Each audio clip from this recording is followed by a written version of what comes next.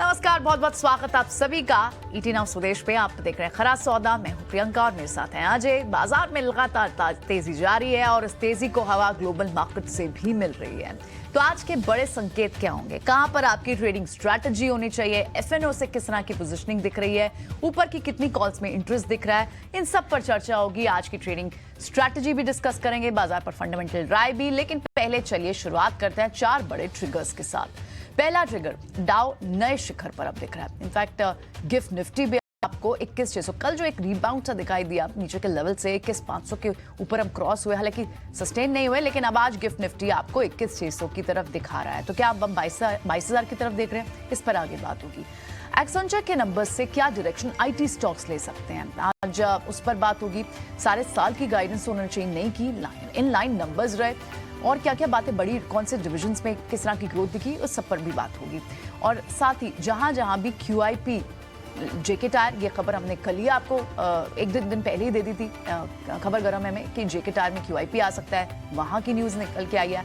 Astral का block आ सकता है। इन सब पर कैसे ट्रेड करना है। और साथ ही प्राइमरी मार्केट्स में जहां आज लिस्टिंग है, 2 IPOs की लिस्टिंग है, 2 नए IPO खुल भी रहे हैं और 3 IPO जिनका आज लास्ट डे भी है सब्सक्राइब करने का, वहां पर किस तरह का एक्शन रह सकता है, उस पर क्या रिटेल इन्वेस्टर्स को करना चाहिए। रिटेल इन्वेस्टर का तो खैर रिस्पॉन्स बढ़िया दिख ही रहा है अभी ज्वेलरी काउंटर्स पर, देखना होगा। चलिए, ये तो 4 बड़े ट्रिगर्स रहे, एक एक कर सारे ट्रिगर डिस्कस करते हैं।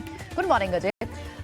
इस वक्त तो ऐसा लग रहा है कि ग्लोबल मार्केट्स को आप ना भी डिस्कस करें तो कोई बात नहीं। क्रूड थोड़ा बहुत इंच बैक जरूर हुआ है उस कंसर्न से, लेकिन हमारे लिए तो अब भी नीचे ही है। और OMCs का और ऑयल प्रोड्यूसर्स का ट्रेड कितना बढ़िया चल रहा है इस वक्त। देखिए, ऐसा है कि ग्लोबल मार्केट से बहुत शानदार आपको क्यूज मिल रहे हैं ऑलमोस्ट लगातार। हमने आपसे कहा था कि शायद आपका रिजर्व बैंक ऑफ ऑस्ट्रेलिया और बैंक ऑफ जापान की पे नजर रखिए, कुछ आ सकता है, लेकिन बहुत एक्सपेक्टेशन नहीं थी बाजार की, और इसीलिए हुआ ये जो हुआ। क्या हुआ, एक तो बहुत ज्यादा dovish tone bank of Japan ने हाइक नहीं किए, रेट बहुत डविश टोन रखी।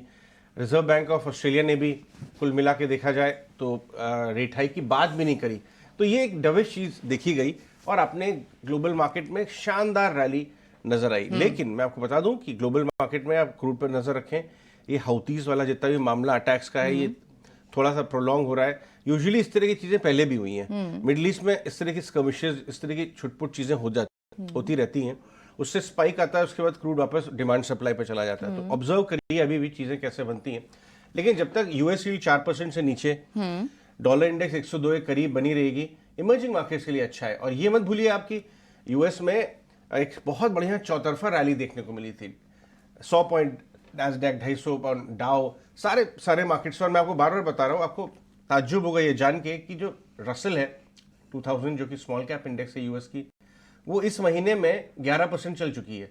तो बहुत broad based rally US market में आपको दिखाई दे रही है, और ये सारे क्यूज हमारे लिए काफी फायदेमंद हो रहे हैं। ये बात तो ठीक है। और एक बात और बता दूंगा आपको इंटरप्ट करूंगा कि फ्राइडे का डेटा पर ध्यान रखिएगा, वहां पे PCE का डेटा आएगा। करेक्ट। तो उसके ऊपर बाजार की कमेंट्री रहेगी, बट कुल मिला के उम्मीदें ये है कि सॉफ्ट ही आएगा। हाँ ठीक है, इन्फ्लेशन अगर कम होता है तो ऑफ कोर्स उम्मीदें और बढ़ जाएंगी फेड के रेट हाइक कट की। ठीक है, तो ये तो बात हुई ग्लोबल मार्केट्स के संकेतों की। अब बात कर लेते हैं इंडियन मार्केट्स की। कल हमने देखा सेंटिमेंट सुधरा, एक बार के लिए लग रहा था शायद कुछ समय हम बिता सकते हैं 21,400 21,500 पर अगर रेजिस्टेंस है तो क्या वहां पर थोड़ा समय बाजार बिता सकता है। और बहुत ही छोटे दायरे में 2-3 दिन से हम ट्रेड देख भी रहे थे इंडेक्स को, लेकिन कल जो लास्ट आवर में एक रिबाउंड सा दिखा है, बैंक्स रिकवर हो गए और इनफैक्ट हेवी वेट्स चल रहे थे, कंजम्पशन स्टॉक्स में अच्छी चर्निंग दिख रही है। तो अभी आज कैसा आप मूड माहौल दिख रहे हैं? और अब एक बड़ा गैप हमें आज दिख भी रहा है गिफ्ट निफ्टी। जी हाँ, 85 पॉइंट का आपको शानदार गैप आज मिलेगा सुबह सुबह। लेकिन मैं आपको बता दूं कि 2.5 दिन की ये कंसोलिडेशन स्लैश कमजोरी आई। ये बात सच है कि हम 21,500 पे काफी हद तक रेजिस्टेंस देख रहे थे, और कुछ हद तक बुल्स जो हैं वो हताश भी हो गए थे, स्क्वायर करने लगे पोजीशंस, और नीचे निफ्टी ऑलमोस्ट 21,300 तक चला गया था। लेकिन उस जोन से कल जो शानदार रैली आई है, मजा आ गया। ऑलमोस्ट लग रहा था कल 15-20 मिनट में कि वन साइडेड ट्रेंडिंग डे नीचे की तरफ हो जाएगा और हम 300 को गैप खोल के नीचे की तरफ जा रहे हैं 200 की तरफ, बट हुआ नहीं। एग्जैक्टली करीब 21,300 के जोन के आसपास से 170 पॉइंट की आपको शानदार निफ्टी में रिकवरी आई और डेज हाई करीब बंद हुआ। इवन बैंक निफ्टी में करीब 400 पॉइंट की इंटरडे रिकवरी दिखाई दी। बैंक्स बहुत अच्छा रिकवर, बहुत बढ़िया रिकवरी थी। और आप देखिए बैंक निफ्टी को लेके आइए, नीचे से पूरा रिकवर करता चला गया। प्राइवेट बैंक चल रहे थे, करेक्ट, एसबीआई चल रहा था, बीओबी चल रहा था, एचडीएफसी बैंक, ढेर सारे छोटे छोटे बैंक भी चल रहे थे। तो ब्रॉड बेस्ड बैंकों में रिकवरी आई, जो कि बाजार के लिए बहुत अच्छा है। आज हम 21,600 को एक झटके के साथ पार कर लेंगे। लेकिन अपने ट्रेडर फ्रेंड्स को मैं बता दूं, अगर आपने कल की डिप बाय की, थोड़ा सा मुनाफा लेते चलिए, उसके बाद आप वेट करिए। 85 पॉइंट ऊपर खुलने के बाद आप फ्रेश लॉन्ग्स मत खोलिए, शायद वो ठीक नहीं है। और मैं बता दूं, कल का जो एक्शन दिखाई दिया आपको, ये कैश बाइंग में गायब थे हमारे फिरंगी दोस्त। वो कैश बाइंग में कुछ भी खास नहीं हुआ। 2-3 दिन से या तो फ्लैट है या माइल्ड नेगेटिव एफआई बाइंग हो रही है। तो भी मार्केट क्यों रिकवर किया? क्योंकि लोग बहुत बड़े बड़े शॉर्ट्स होल्ड नहीं करना चाहते हैं, छोटे छोटे शॉर्ट्स कर रहे हैं। रेजिंग बुल रन में बड़े शॉर्ट्स आप कर भी नहीं सकते, उचित भी नहीं है। आप छोटे छोटे शॉर्ट्स करिए या फिर अनवाइंडिंग हुई। तो जैसे ही अनवाइंडिंग होती है, बाजार नीचे आता है, एफएनओ में रिकवरी। तो कल के जो अगर आप डेटा देखेंगे तो कैश गायब है, लेकिन फ्यूचर्स एंड ऑप्शन में, इंडेक्स फ्यूचर्स में खरीदारी है, ऑप्शंस में खरीदारी है। तो ये कल आपको बाजार का एक्शन इस समय नजर आया। ऑलराइट, बाजार का ये एक्शन नजर आया। एफएनओ के डेटा पॉइंट्स को और डिटेल में समझ भी लेते हैं कि लॉन्ग शॉर्ट रेशियो पर तो खैर कोई बात ही नहीं हो रही। अंश है हमारे साथ आज स्टूडियो में। 62% एफआईएस का लॉन्ग है। थोड़ा सा इंडाइसेस पे हेज जहां दिख रहे थे, आज अगर ये ऑफ कोर्स 21,500 को एक गैप के साथ ही हम रेजिस्टेंस को कवर अप कर लेते हैं, कल एफएनओ के डेटा पॉइंट्स क्या क्या निकल कर आए?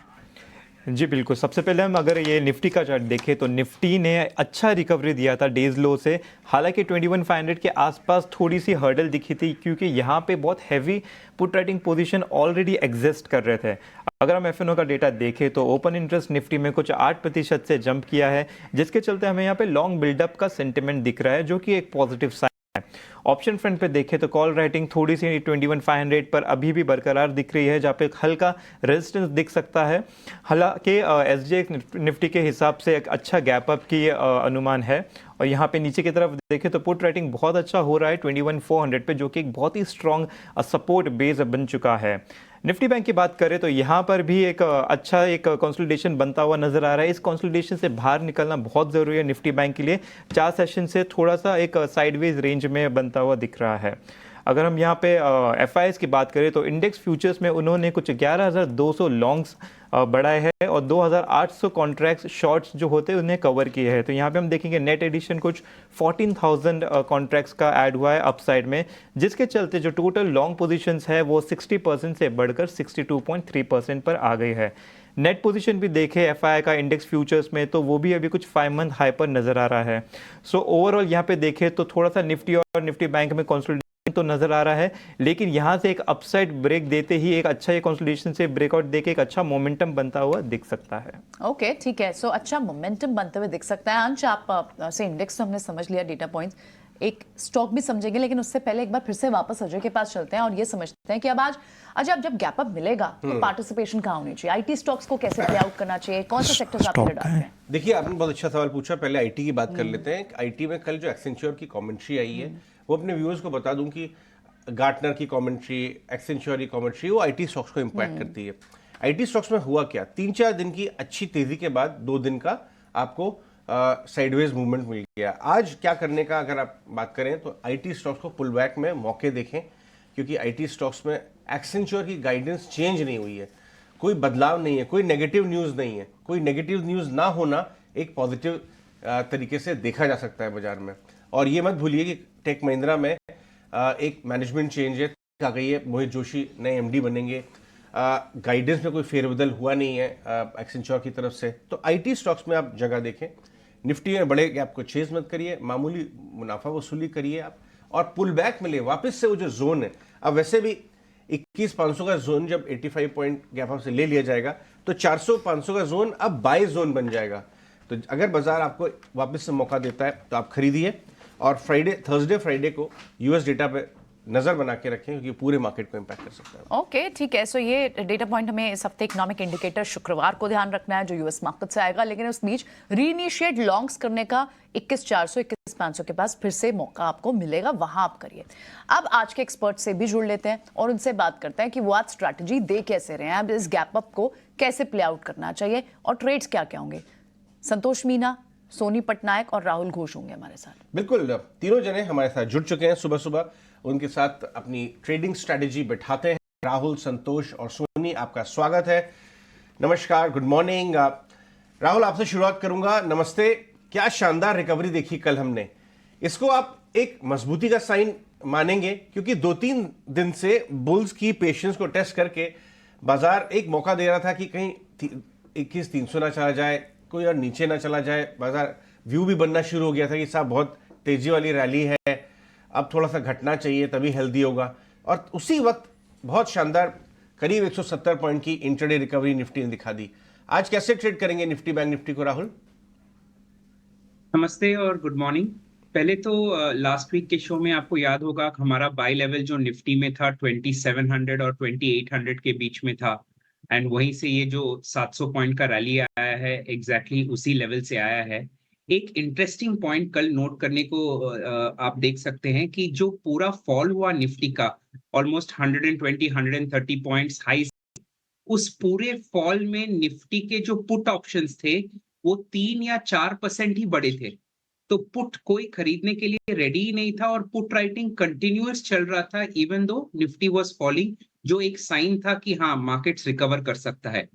21,550 के आसपास सारे लॉन्ग पोजीशंस मैं एग्जिट करने वाला हूं या हमें एग्जिट कर देना चाहिए। आई रिपीट, 21,550 के आसपास सारे लॉन्ग्स एग्जिट कर देने चाहिए। From a risk to reward perspective fresh long अगर आप लेना चाहते हैं तो 21,350 से लेके 21,450, ये जो 100 पॉइंट का रेंज है इसमें फिर से हम लॉन्ग जा सकते हैं। आई रिपीट, 21,350 से लेके 21,450 फिर से हम लॉन्ग जा सकते हैं निफ्टी में। और बैंक निफ्टी का भी लेवल बता दीजिए, चले हाथ। बैंक निफ्टी एक्चुअली उतना स्ट्रेंथ नहीं दिखा रहा है निफ्टी के, आप देखेंगे, और अगर ओआई डेटा भी आप देखेंगे तो कुछ ज्यादा पुट राइटिंग नहीं दिख रहा है। तो बैंक निफ्टी में थोड़ा हम वेट करेंगे 48,400 के लेवल्स को क्रॉस होने तक। अगर 48,400 लेवल्स आप आज भी देखे हैं, जो हालांकि अब 1.3-1.4% दूर है, तो अगला 600 पॉइंट बहुत ही आसानी से मिल सकता है 49,000 तक। बट जब तक 48,400 क्रॉस नहीं होता है बैंक निफ्टी में हम लॉन्ग इनिशिएट नहीं करेंगे। ओके, बैंक निफ्टी में आप लॉन्ग इनिशिएट कंडीशनली करेंगे, ठीक है। ये तो इंडाइसेस पे बात हो गई। अब आज के ट्रेड्स भी समझ लेते हैं। हमारे साथ सोनी, संतोष और आयुष मेहता भी बने हुए हैं। सोनी से स्टार्ट करते हैं। सोनी, मॉर्निंग, बताएं आपके आज के ट्रेड्स क्या होंगे? गुड मॉर्निंग प्रियंका जी, अजय जी और सारे दर्शकों को। मेरा दोनों ट्रेड आज बाय की तरफ ही है। काफी बुलिश आउटलुक बन रहा है निफ्टी बैंक निफ्टी दोनों में। सो इसलिए पहला पिक रहेगा गेल में। गेल काफी अच्छे से ब्रेकआउट के बाद एक कंसोलिडेशन मोड में है और अभी कल का जो एक उसका एक डिलीवरी वॉल्यूम्स भी क्रॉस हुआ है, देन एवरेजेस वो पता इंडिकेशन दे रहा है कि अपने कंसोलिडेशन से निकलने के लिए तैयार है। सो गेल आप बाय कर सकते हैं। 140 का बहुत ही अच्छा स्ट्रॉन्ग बेस बना हुआ है। सो 140 स्टॉप लॉस के लिए आप स्टॉप लॉस प्लेस कर सकते हैं, बाय कीजिए। एंड टारगेट्स आपका रहेगा 154। दूसरा पिक है आईटीसी। आईटीसी भी सिमिलर स्ट्रक्चर में है, एक कंसोलिडेशन पैटर्न फॉर्म कर रहा है। अभी कंसोलिडेशन का ब्रेकआउट आने के लिए तैयार हो रहा है। सो ये एक पोजिशनल ट्रेड ही बनेगा। सो आईटीसी आप अक्यूमुलेट कर सकते हैं करंट लेवल पे, और छोटा सा भी अगर डिप मिल रहा है तो भी आप ले सकते हैं। 445 स्टॉप लॉस प्लेस करें और टारगेट्स बनेंगे 480। ओके, ठीक है। ये तो हुए सोनी के दोनों ट्रेड्स और बुलिश व्यू दोनों बैंक निफ्टी पर दोनों पर ही, और आप लार्ज कैप्स भी ले रही हैं, ठीक है। संतोष, मॉर्निंग, आपके trades? Yes, first of all good morning everyone. So मेरे भी दोनों कॉल्स बैंक साइड की है। पहला कॉल जो है मेरा फार्मा स्पेस से। मुझे लगता है फार्मा स्पेस बीच बीच में परफॉर्म कर रहा है। जिस दिन मार्केट में कंसोलिडेशन देखने को मिलता है ये तेजी जारी रहेगी। सो ऑरो फार्मा मुझे इंटरेस्टिंग लग रहा है। 1000 का एक अच्छा बेस बना रहा है, वहाँ पे अच्छी देखने को मिल रही है। स्टॉक अपने 20 डे मूविंग एवरेज के ऊपर सस्टेन कर रहा है। यहाँ पर जैसे ही 1040 का लेवल निकालेगा, यहाँ एक शॉर्ट कवरिंग रैली देखने को मिल सकती है। तो इमीडिएट बेसिस पे यहाँ पर मेरा 1060 का टारगेट रहेगा, 1020 का स्टॉप लॉस रहेगा। केमिकल स्टॉक्स में भी हमने अच्छी मोमेंटम देखी थी। कल एक कंसोलिडेशन देखा, लेकिन मुझे लगता है नौसिल पे नजर रखना चाहिए। ब्रॉडर मार्केट से इस स्टॉक में एक फॉलिंग चैनल का फॉर्मेशन का ब्रेकआउट आया है। स्टॉक में कल एक अच्छे वॉल्यूम के साथ मोमेंटम देखने को मिला। लग रहा है मोमेंटम एक्सटेंड होते नजर आ सकता है। यहाँ पर 282 का टारगेट रहेगा, 268 का स्टॉप लॉस रहेगा। ओके, ठीक है। आपकी भी दोनों बाय कॉल्स, और यहाँ पर ऑरो फार्मा और नौसिल आपने लिया है, ठीक है। आयुष, आपके ट्रेड्स क्या हैं आज के? Very good morning, all of you, to all the panelists, to all the viewers. मेरे भी आज से यहाँ पे 2 बाय कॉल ही होंगे। फर्स्ट बाय कॉल होगा मेरा फेडरल बैंक पे। अगर हम फेडरल बैंक की डेली चार्ट की बात करें तो इसमें एक इनवर्स हेड एंड शोल्डर का फॉर्मेशन है, जिसका नेकलाइन का ब्रेकआउट अप्रॉक्सिमेटली 156.50 के आसपास था और कल के सेशन में उसके ऊपर ही क्लोजिंग दी है। तो फेडरल बैंक का जो इनवर्स हेड एंड शोल्डर है, ये हमें लगता है कि इसको ऊपर में 170 तक लेके जा सकता है। यहाँ पे जो आपका स्टॉप लॉस मेंटेन करना है 150 का है। इसमें सेकंड चीज ये देखनी है, अपवर्ड राइजिंग चैनल में चला था और उसका ब्रेकआउट ऑलरेडी दे चुका है, प्लस एक पॉजिटिव आरएसआई क्रॉसओवर है।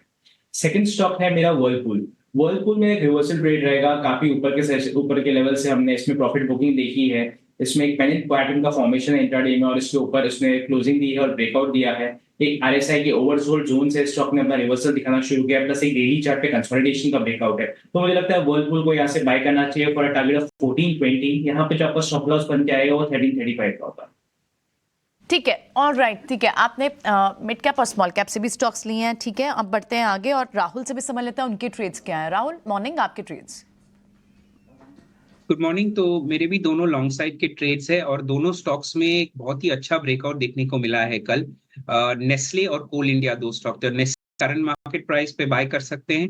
स्टॉप लॉस होगा 24,300 और टारगेट होगा 26,500। दूसरा कोल इंडिया है, जो फिर से करंट मार्केट प्राइस पे बाय कर सकते हैं। स्टॉप लॉस होगा 350 और 2 टारगेट होगा 380 और 390 रिस्पेक्टिवली। ठीक है, चलिए। कोल इंडिया में अच्छी खासी तेजी, कल 365 तक का हमने लेवल देखा 5-5.5% की, और अब 380 390 तक के भी लेवल्स आ रहे हैं। ठीक है, सारे ट्रेडिंग कॉल्स हमारे पास आ गए हैं। अब शो में आगे बात करते हैं आज के स्टॉक्स जिनमें एक्शन हो सकता है, न्यूज बेस्ड एक्शन। शरद लेकर आए हैं। शरद, बताएं।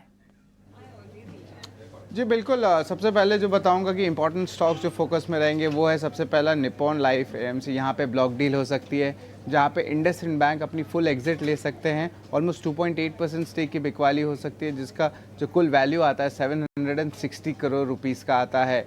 और याद रखिए जो फ्लो प्राइस है 427 रुपये प्रति शेयर हो सकता है, जो 5% डिस्काउंट पे है।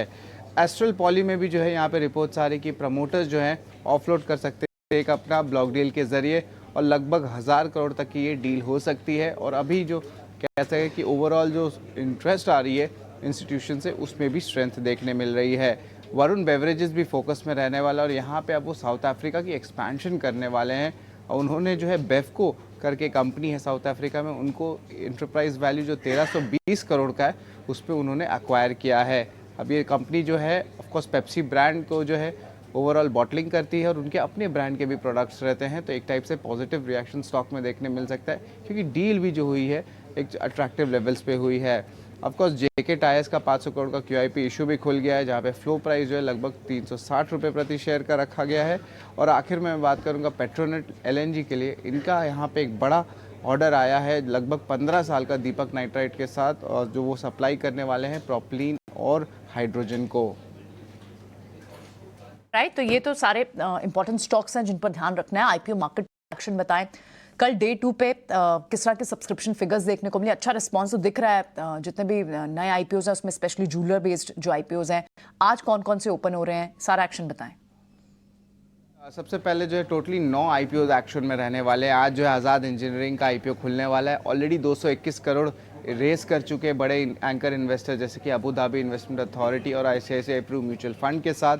आईपीओ प्राइस लगभग 499 टू 524 का है और जो साइज़ है 740 करोड़ का है। अब बात करते हैं आखिरी दिन है आज सब्सक्रिप्शन का। 3 आईपीओज हैं, 3 कंपनीज़ हैं। और आज जो सेकेंड डे सब्सक्रिप्शन के एंड के नंबर्स की बात करें तो मुथूट माइक्रो फाइनेंस का 3.1 टाइम्स था, मोती सन ज्वेलर्स का 56 टाइम्स था, और वही सूरज एस्टेट डेवलपर्स का 2.6 टाइम्स था। आज दूसरा दिन भी सब्सक्रिप्शन होने वाला है, और जो पहले दिन के सब्सक्रिप्शन एंडिंग के नंबर्स की बात करें तो हैप्पी फोर्जिंग्स 2.4 टाइम्स हुआ है, वही आरबीजेड ज्वेलर्स और क्रेडो ब्रांड मार्केटिंग जो मुफ्ती ब्रांड कहते हैं उसमें भी 2 गुना से ज़्यादा जो है भरी है। हम लिस्टिंग भी है उस पर भी फोकस रहेगा। डोम इंडस्ट्रीज़ का यहाँ पे आईपीओ प्राइस 790 है, जो सब्सक्रिप्शन थी 793 की थी। एक्सपेक्टेड है कि प्रीमियम लिस्टिंग होगी बाजार में। और वही इंडिया शेल्टर फाइनेंस का भी आज लिस्टिंग है, जहाँ पे आईपीओ प्राइस 493 का था और जो सब्सक्रिप्शन आई लेवल्स थी वो 37 टाइम्स का था, और एक्सपेक्टेशंस है कि ये प्रीमियम लिस्टिंग होगी। बहुत शुक्रिया, बहुत शानदार। आईपीओ एक्शन बहुत हो रहा है इस समय, ध्यान रखिए। बहुत एक से बढ़कर एक कंपनीज आईपीओ लेके आ रही हैं, कुछ महंगी कुछ नॉट सो महंगी, जिसका एनालिसिस हम आपको बाद में शो में बताएंगे। लेकिन आज आईटी स्टॉक्स पे आपकी नजर होनी चाहिए। देखिए आईटी में हुआ क्या है, 3 महीने में इतनी पिटाई हुई इनकी, कोई लेना नहीं चाहता था। 3 महीने पहले आपको याद होगा जब इन्फोसिस या दूसरे स्टॉक्स में सर्किट लगे थे नीचे के, उसके बाद हवा का रुख बदला, धीरे धीरे आईटी स्टॉक्स में बदलाव आ गया। हमारे साथ अनिशा जैन स्टूडियोज में आ चुकी हैं बताने के लिए कि जो एक्सेंचर की कल कमेंट्री आई है अनिशा, उसका क्या असर होगा इंडियन स्टॉक्स पे, क्योंकि इंडियन आईटी स्टॉक्स में अब लोग लेने के लिए काफ़ी उत्सुक हैं। हाँ, मैं यही डिस्कस कर रही थी कि जो अर्निंग्स है वो glass half empty glass half full वाली सिचुएशन में, कि आपको अगर पॉजिटिव देखना है तो पॉजिटिव्स भी है, नेगेटिव्स भी है, बट मेरा रीड थ्रू थोड़ा पॉजिटिव है, स्पेशली क्योंकि कोई नया नेगेटिव नहीं आया है। वो इटसेल्फ एक गुड न्यूज़ है पूरे सेक्टर के लिए, क्योंकि देखा जाए तो उनका जो Q1 का परफॉर्मेंस था वो भी एक बीट आया वर्सेस एक्सपेक्टेशन। जो FY24 का उनका गाइडेंस था 2 to 5% ग्रोथ, उन्होंने मेंटेन किया है। लोग मान के चल रहे थे कि ऊपर का जो एंड है उसको ट्रिम कर सकते हैं, मे बी 2 to 4% कर देंगे, बट उन्होंने नहीं किया है। ये बताता है कि वो कॉन्फिडेंट है कि second half of the year काफ़ी शार्प रिकवरी दिखेगी, क्योंकि Q2 का गाइडेंस वीक है। वो बात करें -2 से +2% का ग्रोथ आ सकता है। डिस्पाइट दैट उन्होंने फुल ईयर गाइडेंस मेंटेन किया है। वो पॉइंट करता है कि second half of the year में शार्पर रिकवरी होने की उम्मीद है। जो बुकिंग्स है वो भी काफ़ी स्ट्रॉन्ग आई हैं, 14% ग्रोथ है ईयर ऑन ईयर बुकिंग्स में, और जो बुक टू बिल होता है वो भी 1 के ऊपर है के लिए। जो कम्युनिकेशंस वर्टिकल है उसमें थोड़ा वीकनेस है, यूएस की बात करें तो थोड़ा वीकनेस है, बट वो लोगों को पता है ऑलरेडी। गुड न्यूज़ है कि BFSI में रिकवरी शुरू हो गया है, और यूरोप जो है उसमें भी काफ़ी हमने रिकवरी देखी है, ऑलमोस्ट डबल डिजिट ग्रोथ देखा है यूरोप में, तो वहाँ से काफ़ी सपोर्ट आ रहा है। एंड एक जो इंटरेस्टिंग बिट मुझे नंबर्स में देखा वो है जनरेटिव AI। अभी तक सिर्फ बातें चल रही थी, फाइनली कंपनी ने ऑलमोस्ट $450 मिलियन का रेवेन्यू बुक किया है। ऑलमोस्ट 3% ऑफ द रेवेन्यू आया है जनरेटिव AI से, एंड कंपनी बोल रही है कि इससे बहुत एक्सेलरेटेड ऑर्डरिंग आ रही है। तो जनरेटिव AI जो कि हम बहुत सुनते आ रहे हैं हर जगह से, वो फाइनली कन्वर्ट हो रहा है रेवेन्यू में, एंड ये सब स्टार्टिंग पॉइंट है। तो अगर ये बढ़ता है तो जो स्केल अप होता है वो ऑलमोस्ट डिजिटल और क्लाउड के लेवल पे हो सकता है, तो वो ग्रोथ देगा कंपनी को गोइंग फॉरवर्ड। और हेडकाउंट भी एडिशन किया है 2 क्वार्टर के बाद, बिकॉज 2 क्वार्टर डिक्लाइन था। ओके, फाइनली 9,000 हेडकाउंट ऐड भी किया है। पॉजिटिव रीड थ्रू आपकी तरफ से? मेरी तरफ से न्यूट्रल से पॉजिटिव रहेगा, बट वैल्यूएशंस कंपनीज का चीप नहीं है, ऑलरेडी रन अप कर चुके हैं काफी कंपनीज। करेक्ट। जैसे प्रियंका और हम हमेशा डिस्कस करते हैं कि गुड न्यूज और good prices don't come together. 2-3 quarter पहले आपको गुड प्राइस मिल रहा था, बट न्यूज खराब थी। अब न्यूज ठीक हो गई तो प्राइस ठीक नहीं, अब वो प्राइस नहीं मिलेगा। ठीक है, शुक्रिया अनीशा ये एनालिसिस शेयर करने के लिए। ठीक है, तो अब आईटी स्टॉक्स पर आज के लिए फिर स्ट्रैटेजी होनी क्या चाहिए? अब ठीक है, रन अप तो हो चुका है, लेकिन ये जो 2 दिन से साइडवेज हुए, आज एक बाउंस बैक तो आ सकता है ना। आईटी स्टॉक्स को कैसे अप्रोच करें? देखिए, आपको आईटी स्टॉक्स में ना प्रियंका स्पेसिफिक स्टॉक पे कॉल लेनी पड़ेगी। अब आप बास्केट बाइंग नहीं कर सकते, बास्केट बाइंग का समय चला गया। जिन कंपनीज ने ऑलरेडी मजबूत कमेंट्री दे रखी है, KPIT, कोफोर्ज, या जिनके साइंट हो गया, जिसके में अच्छा मोमेंटम है, वहां नजर बना के रखी है। इन्फोसिस सेक्टर लीडर है, उस पर आपको नजर बनानी ही पड़ेगी, क्योंकि जब एक्सेंचर ने न्यूट्रल टू पॉजिटिव कमेंट्री दी तो सेक्टर लीडर से उम्मीदें, तो उस उम्मीद में भी स्टॉक में पुल बैक आ सकता है। ठीक है। और दूसरा स्टॉक में टेक महिंद्रा पे नजर बना के रखूंगा, वहां पे मैनेजमेंट चेंज भी है। बाजार को उम्मीदें बहुत है जोशी जी से, मोहित जोशी जी से, कि काफी बदलाव, प्रॉफिटेबिलिटी इंप्रूवमेंट और स्केल अप पे लाएंगे। तो एक तो ये हाई ग्रोथ मिड कैप्स और लार्ज कैप में, इन दोनों पे आप नजर बना के रख सकते हैं। चलिए, तो अच्छा भी हुआ कि मिड कैप जो ऑलरेडी चल रहे हैं वो चलते रहेंगे, और लार्ज कैप्स में 2 स्टॉक्स जिन पर आपको रडार रखनी है। आप टेक्निकल चेक लेना चाहेंगे? बिल्कुल, किससे लें? संतोष मीना के पास चले जाते हैं। संतोष जी, ये बताइए, आईटी में जैसा प्रियंका और हम बात कर रहे थे, चले भी हैं स्टॉक, खबर अब धीरे धीरे इंप्रूव हो रही है, आप कहाँ बेट करना चाहेंगे? यस अजय जी, हमने आईटी स्टॉक्स में एक बड़ा रन अप देखा है, और पिछले 2 दिन में एक पुल बैक आया, तो आज उम्मीद है कि पुल बैक के बाद एक एटलीस्ट बाउंस बैक तो आएगा। और रिसेंट जो अभी हाई लगाए थे, जैसे इन्फोसिस की बात करें तो अभी जो इसने 1590 के आसपास का हाई लगाया था, तो वापस उस लेवल के आसपास जाने की कोशिश करेगा, लेकिन वहां पे थोड़ा रेजिस्टेंस रहेगा। लेकिन ब्रॉडर मार्केट में मुझे लगता है इन्फोसिस पे रखना चाहिए। ये स्टॉक ने परफॉर्म नहीं किया था, लेकिन अब ये स्टॉक बॉटम आउट हो चुका है बिकॉज ऑफ यूएस में जो बैंकिंग और एनबीएफसी का इश्यूज था, इसने अंडर परफॉर्म किया था। लेकिन यहाँ पे अब तेजी के सिग्नल्स मिल रहे हैं। इस स्टॉक में शायद 3000 तक के लेवल देखने को मिल सकते हैं, तो यहाँ पे खरीदारी करते हैं तो 2600 रुपए के स्टॉप लॉस से खरीदारी की जा सकती है। ठीक है, और राइट, तो यहाँ पर आप खरीदारी की राय दे रहे हैं। ये तो देखना होगा आज आप किस तरह से रिएक्ट करते हैं स्टॉक्स, लेकिन एक बार नजर तो आपको आईटी स्टॉक्स पे रखनी होगी। गया आज की सारी ब्रोकिंग हाउस की रिपोर्ट्स, बताएं गौरव। मॉर्निंग। जी गुड मॉर्निंग। तो हमारे पास सबसे पहले ब्रोकरेज नोट से इन्वेस्टेक्स है। तो सबसे पहले हम देखते हैं जिंदल स्टील के बारे में क्या बोलते हैं इन्वेस्टेक। तो उनका मानना ये है कि जिंदल स्टील को उन्होंने बाय रेटिंग दे रखा है और टारगेट प्राइस जो है वो भी बढ़ा के 625 रुपीज़ का कर रखा है। तो उनके हिसाब से जिंदल स्टील में ये जो डाउन स्ट्रीम एसेट एलोकेशन जो उन्होंने किया है वो काफ़ी अच्छा रहेगा कंपनी के रिटर्न रेशियोज़ को देखते हुए। उसके अलावा उन्होंने जो एक्विजिशंस किए हैं जिसमें स्पेसिफिकली राठी स्टील का एक्विजिशन है वो 3 साल में अपना पेबैक दे सकता है और RPVL का जो एक्विजिशन है वो भी 4 साल में पेबैक देने की तैयारी में है। और इसी के चलते हुए उनका आउटलुक कहीं पे पॉजिटिव होते दिखता है जिंदल स्टील पे, इसीलिए उनका टारगेट प्राइस जो है वो उन्होंने बढ़ा के 625 रुपीज़ दे रखा है। उसके अलावा हमारे पास है अनुपम रसायन, जहाँ पे इन्वेस्टेक ने ही इनिशिएट किया है रिपोर्ट बाय रेटिंग के साथ और टारगेट प्राइस दे रखा है 1310 रुपीज़ पर शेयर।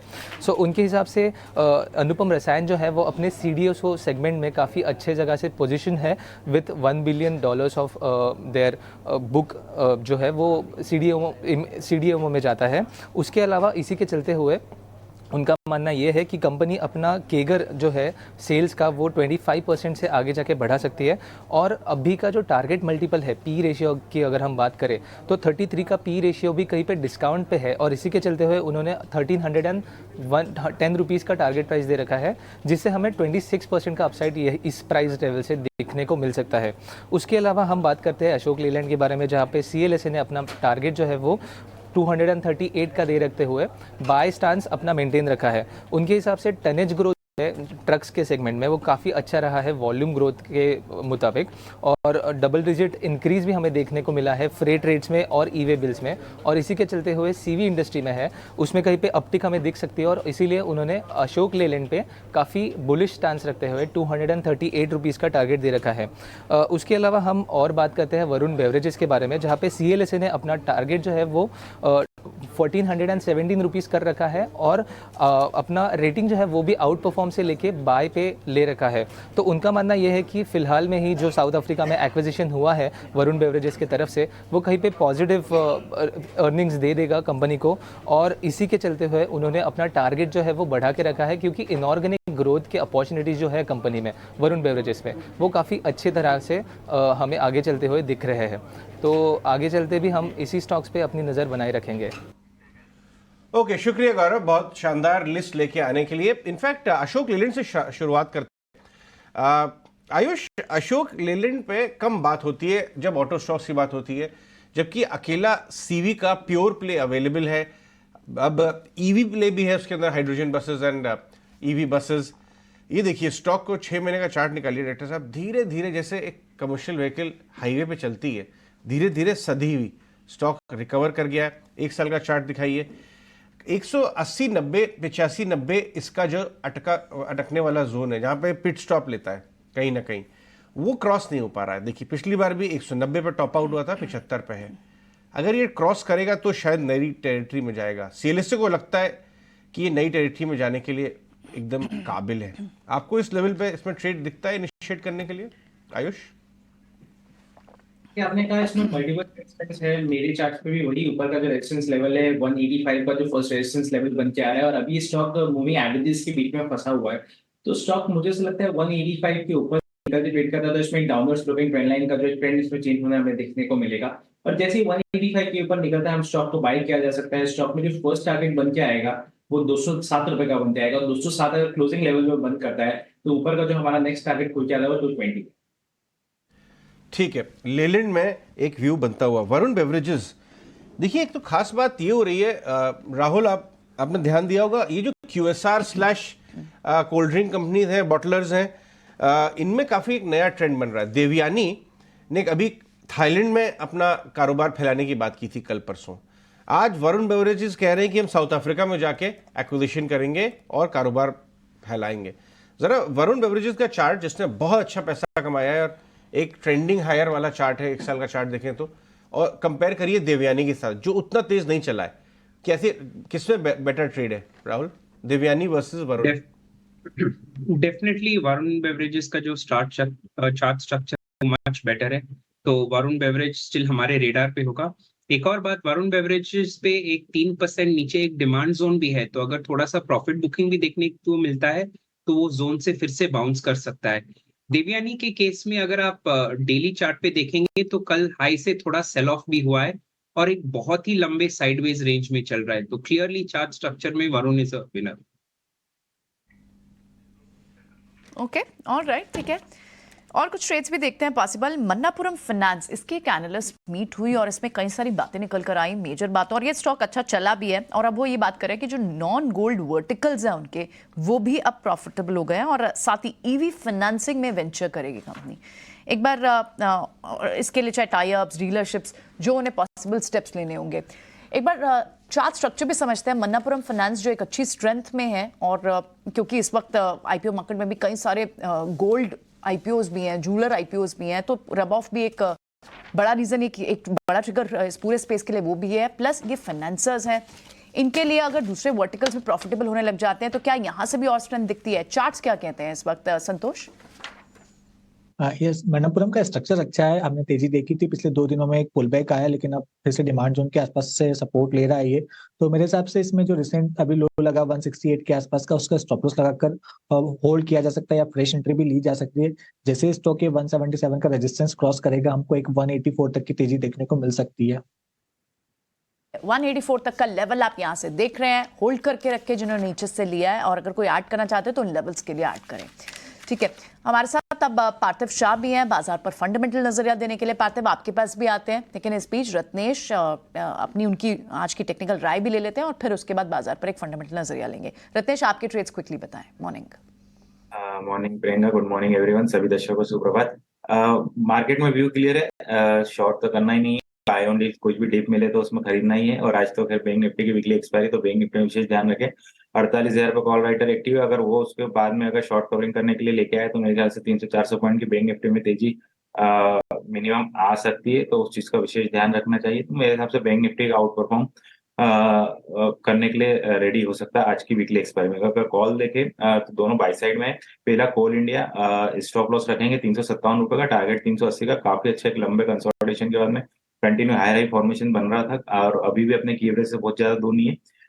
कल भी मेरा ट्रेड था, कल बीटीएसटी भी ट्रेड था, मुझे ऐसा लगता है आज भी इसमें तेजी बरकरार रहेगी, तो इसमें बिल्कुल बने रहना चाहिए। दूसरा है ऑयल इंडिया, इसमें भी काफी लंबे कंसोलिडेशन के बाद में एक अच्छी तेजी हमको देखने को मिली।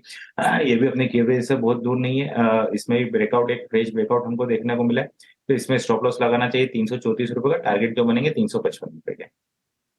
ऑयल इंडिया, जी हाँ, ये ऑयल पीएसयूज जो हैं, रिफाइनर्स और आपके प्रोड्यूसर्स, दोनों में बहुत अच्छी चाल आ रही है। इनफैक्ट कुछ प्राइवेट छोटे ऑयल प्रोड्यूसर्स भी हैं, ऑयल एंड गैस सेलान जैसे, वहाँ भी अच्छी चाल आ रही है, नज़र बना के रखिए आप। हमारे साथ पार्थिव शाह भी आ चुके हैं। पार्थिव, गुड मॉर्निंग, आपका भी स्वागत है। ये कल एक प्रोमिनेंट ब्रोकरेज ने आपके पड़ोस में जो बहुत बड़ी मंडी है, जो बहुत बड़ी एक इंडस्ट्री है, टाइल्स इंडस्ट्री, वहाँ के हेड से बातचीत की थी। सेंट्रम ने कल मोरबी टाइल एसोसिएशन में बड़ी डिटेल्ड बातचीत की। कजारिया के अलावा बाकी के टाइल कंपनी चली नहीं रही हैं, 1.5-2 साल हो गया, लेकिन अब होप बन रही है कि शायद Q4 इस साल के, यानी जैन फेब मार्च क्वार्टर, या Q1 अगले साल के बीच में कहीं ना कहीं डिमांड बॉटम आउट हो जाएगी और वहां से चीजें बदलेंगी। कजारिया पे क्या व्यू, और कोई और टाइल कंपनी जो आपके रेडार पे है, जो आप नेक्स्ट 2-3 महीने में पोजीशन बनाएंगे?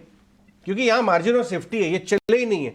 इतने चले हुए बाजार में कहीं ना कहीं ढूंढने पड़ेंगे नाम जो पार्टिसिपेट नहीं किए पिछले 2 साल में। गुड मॉर्निंग अजय, प्रियंका, हमारे पैनलिस्ट और व्यूअर्स। देखिए, आपने बहुत सही एक सेक्टर पकड़ा है, which is like a proxy to the real estate sector. और डिस्पाइट द फैक्ट कि रियल एस्टेट में इतना मोमेंटम रहा है, इतने सेल्स अच्छे रहे, हमने देखा कि ये जो पर्टिकुलर प्रॉक्सी है which is the tiles, I think वहां पे काफी नरमी रही है। बिकॉज अगर आप कंसेंसस टाइल कंपनीज के रिजल्ट्स पिछले 2-3 क्वार्टर से देखें, थैंक्स टू द फैक्ट कि raw material input cost, energy prices जो काफी वॉलेटाइल थे, उसके वजह से हमने देखा कि despite relatively decent volume growth, आपने देखा है कि मार्जिन्स काफी श्रिंक थे। लेकिन अभी ऐसा लग रहा है कि जिस तरह की अभी गैस प्राइसेस है और जिस तरह का अभी डिमांड बढ़ रहा है, और मोरबी एज अ क्लस्टर आपने जो बताया, बहुत ही इंपॉर्टेंट हब बन रहा है इंडिया के लिए इन टर्म्स ऑफ एक्सपोर्ट्स। और ऐसा भी बताया जा रहा है कि मोरबी में जिस तरह की एफिशिएंसी है, जिस तरह की कैपेसिटी है, it can give run for the money to lot of Chinese competitors also. तो उस लिहाज से हम जानते हैं कि काफी जो ब्रांडेड प्लेयर्स है, जैसे कि कजारिया है, ओरिएंट बेल है, सोमानी है, ये लोगों का ज्यादातर जॉब वर्क मोरबी में से करवाते हैं, तो कॉस्ट की जो आर्बिट्राज है और थैंक्स टू द फैक्ट कि आगे जाते एक्सपोर्ट अपॉर्चुनिटीज भी बन रही है कंपनीज के लिए, मुझे लग रहा है कि एक इंटरेस्टिंग बेट बन सकता है। और in terms of players, I think Kajaria we know for the fact कि one of the finest players है और it is like basically HDFC bank of the tile industry. तो यहाँ पे आई थिंक इन्वेस्टर्स डेफिनेटली रुचि रख सकते हैं। दूसरा मुझे लग रहा है कि अगर second tier in terms of mid cap play अगर करना है, यहाँ पे मुझे बहुत पोटेंशियल लग रहा है, विच इज ओरिएंट बेल।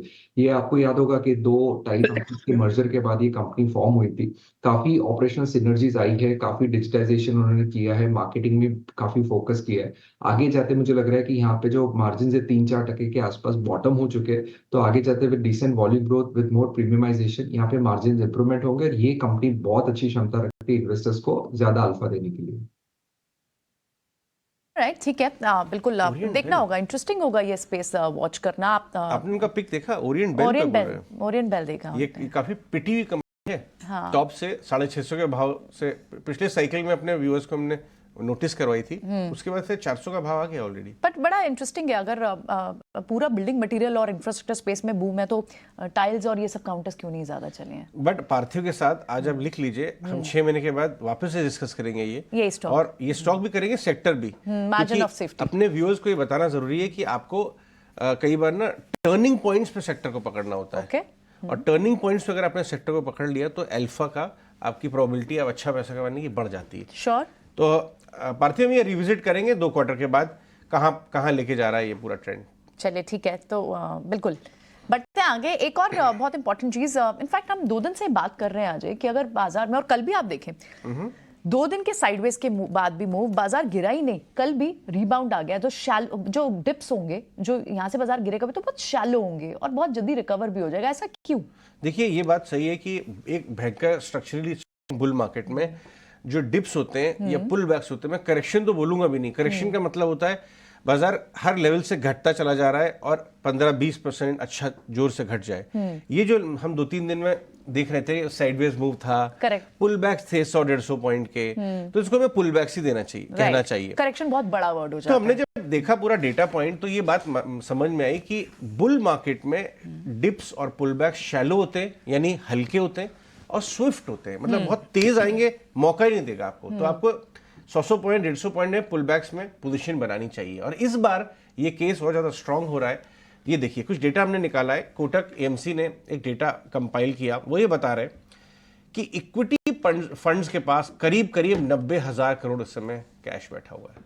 आप देख रहे हैं बैलेंस एडवांटेज फंड में 64,000 करोड़, ईपीएफओ उनके पास एलोकेशन है करीब 40,000 करोड़, और 1 साल का जो एसआईपी है वो, ये सारा डेटा निकल के जो आ रहा है वो ये बता रहा है कि 2 लाख करोड़ के ऊपर का कैश इस समय डीआईआईज के पास है। जब इतनी एम्युनिशन डीआईआईज के पास है तो हर पुल बैक पे वो एम्युनिशन बाजार में आएगी, वो लिक्विडिटी बाजार में आएगी, और ये वो रीजन है जिसकी वजह से मेजर बुल मार्केट में पुल बैक्स और ये बहुत स्विफ्ट होते हैं, शैलो होते हैं, हल्के होंगे, बहुत डीप नहीं होंगे और बहुत तुरंत खत्म हो जाएंगे। ये जो लिक्विडिटी है, ये सुरक्षा का वक्त है बाजार का, और ये लेके अगर आप काम करेंगे तो आप में अच्छा पैसा बना सकते हैं। ये वही बात होगी जो शायद परसों मंडे को शुरुआत की थी कि टेक्निकल्स और लिक्विडिटी के बीच की जो एक जगल अप होगी, उसमें लिक्विडिटी जीत रही है। अभी लिक्विडिटी जीत रही है, रसाकशी हो रही है। एक तरफ लिक्विडिटी है, एक तरफ टेक्निकल है। हाँ, ठीक है, चलिए आगे बढ़ते हैं। कुछ ऐसे स्टॉक के बारे में बात कर लेते हैं जो अभी तक बाजार में स्ट्रक्चरल तेजी का फायदा उठा रहे हैं, वो है एएमसी स्टॉक्स।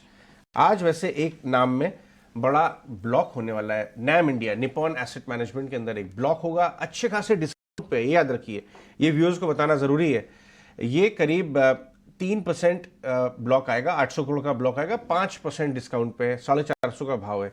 अब लेके आई रेटे साहब 6 महीने का चार्ट, और ये मैं राहुल घोष के साथ डिस्कस करना चाहूंगा। राहुल, ये पूरा space wealth stocks, Nuvama wealth, Anand Rathi wealth, 361 और एएमसी स्टॉक बहुत अच्छा चले। ये देखिए 6 महीने में 80% रिटर्न।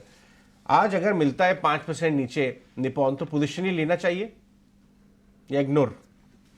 पोजीशन लेना चाहिए आज अगर 5% नीचे खुलता है, और अगर आप देख रहे हैं कि 5% के बाद एक 1% का स्टॉप लॉस रखेंगे, तो अगर 420 के आसपास खुलता है स्टॉक, तो 415 का स्टॉप लॉस रख के लॉन्ग जा सकते हैं।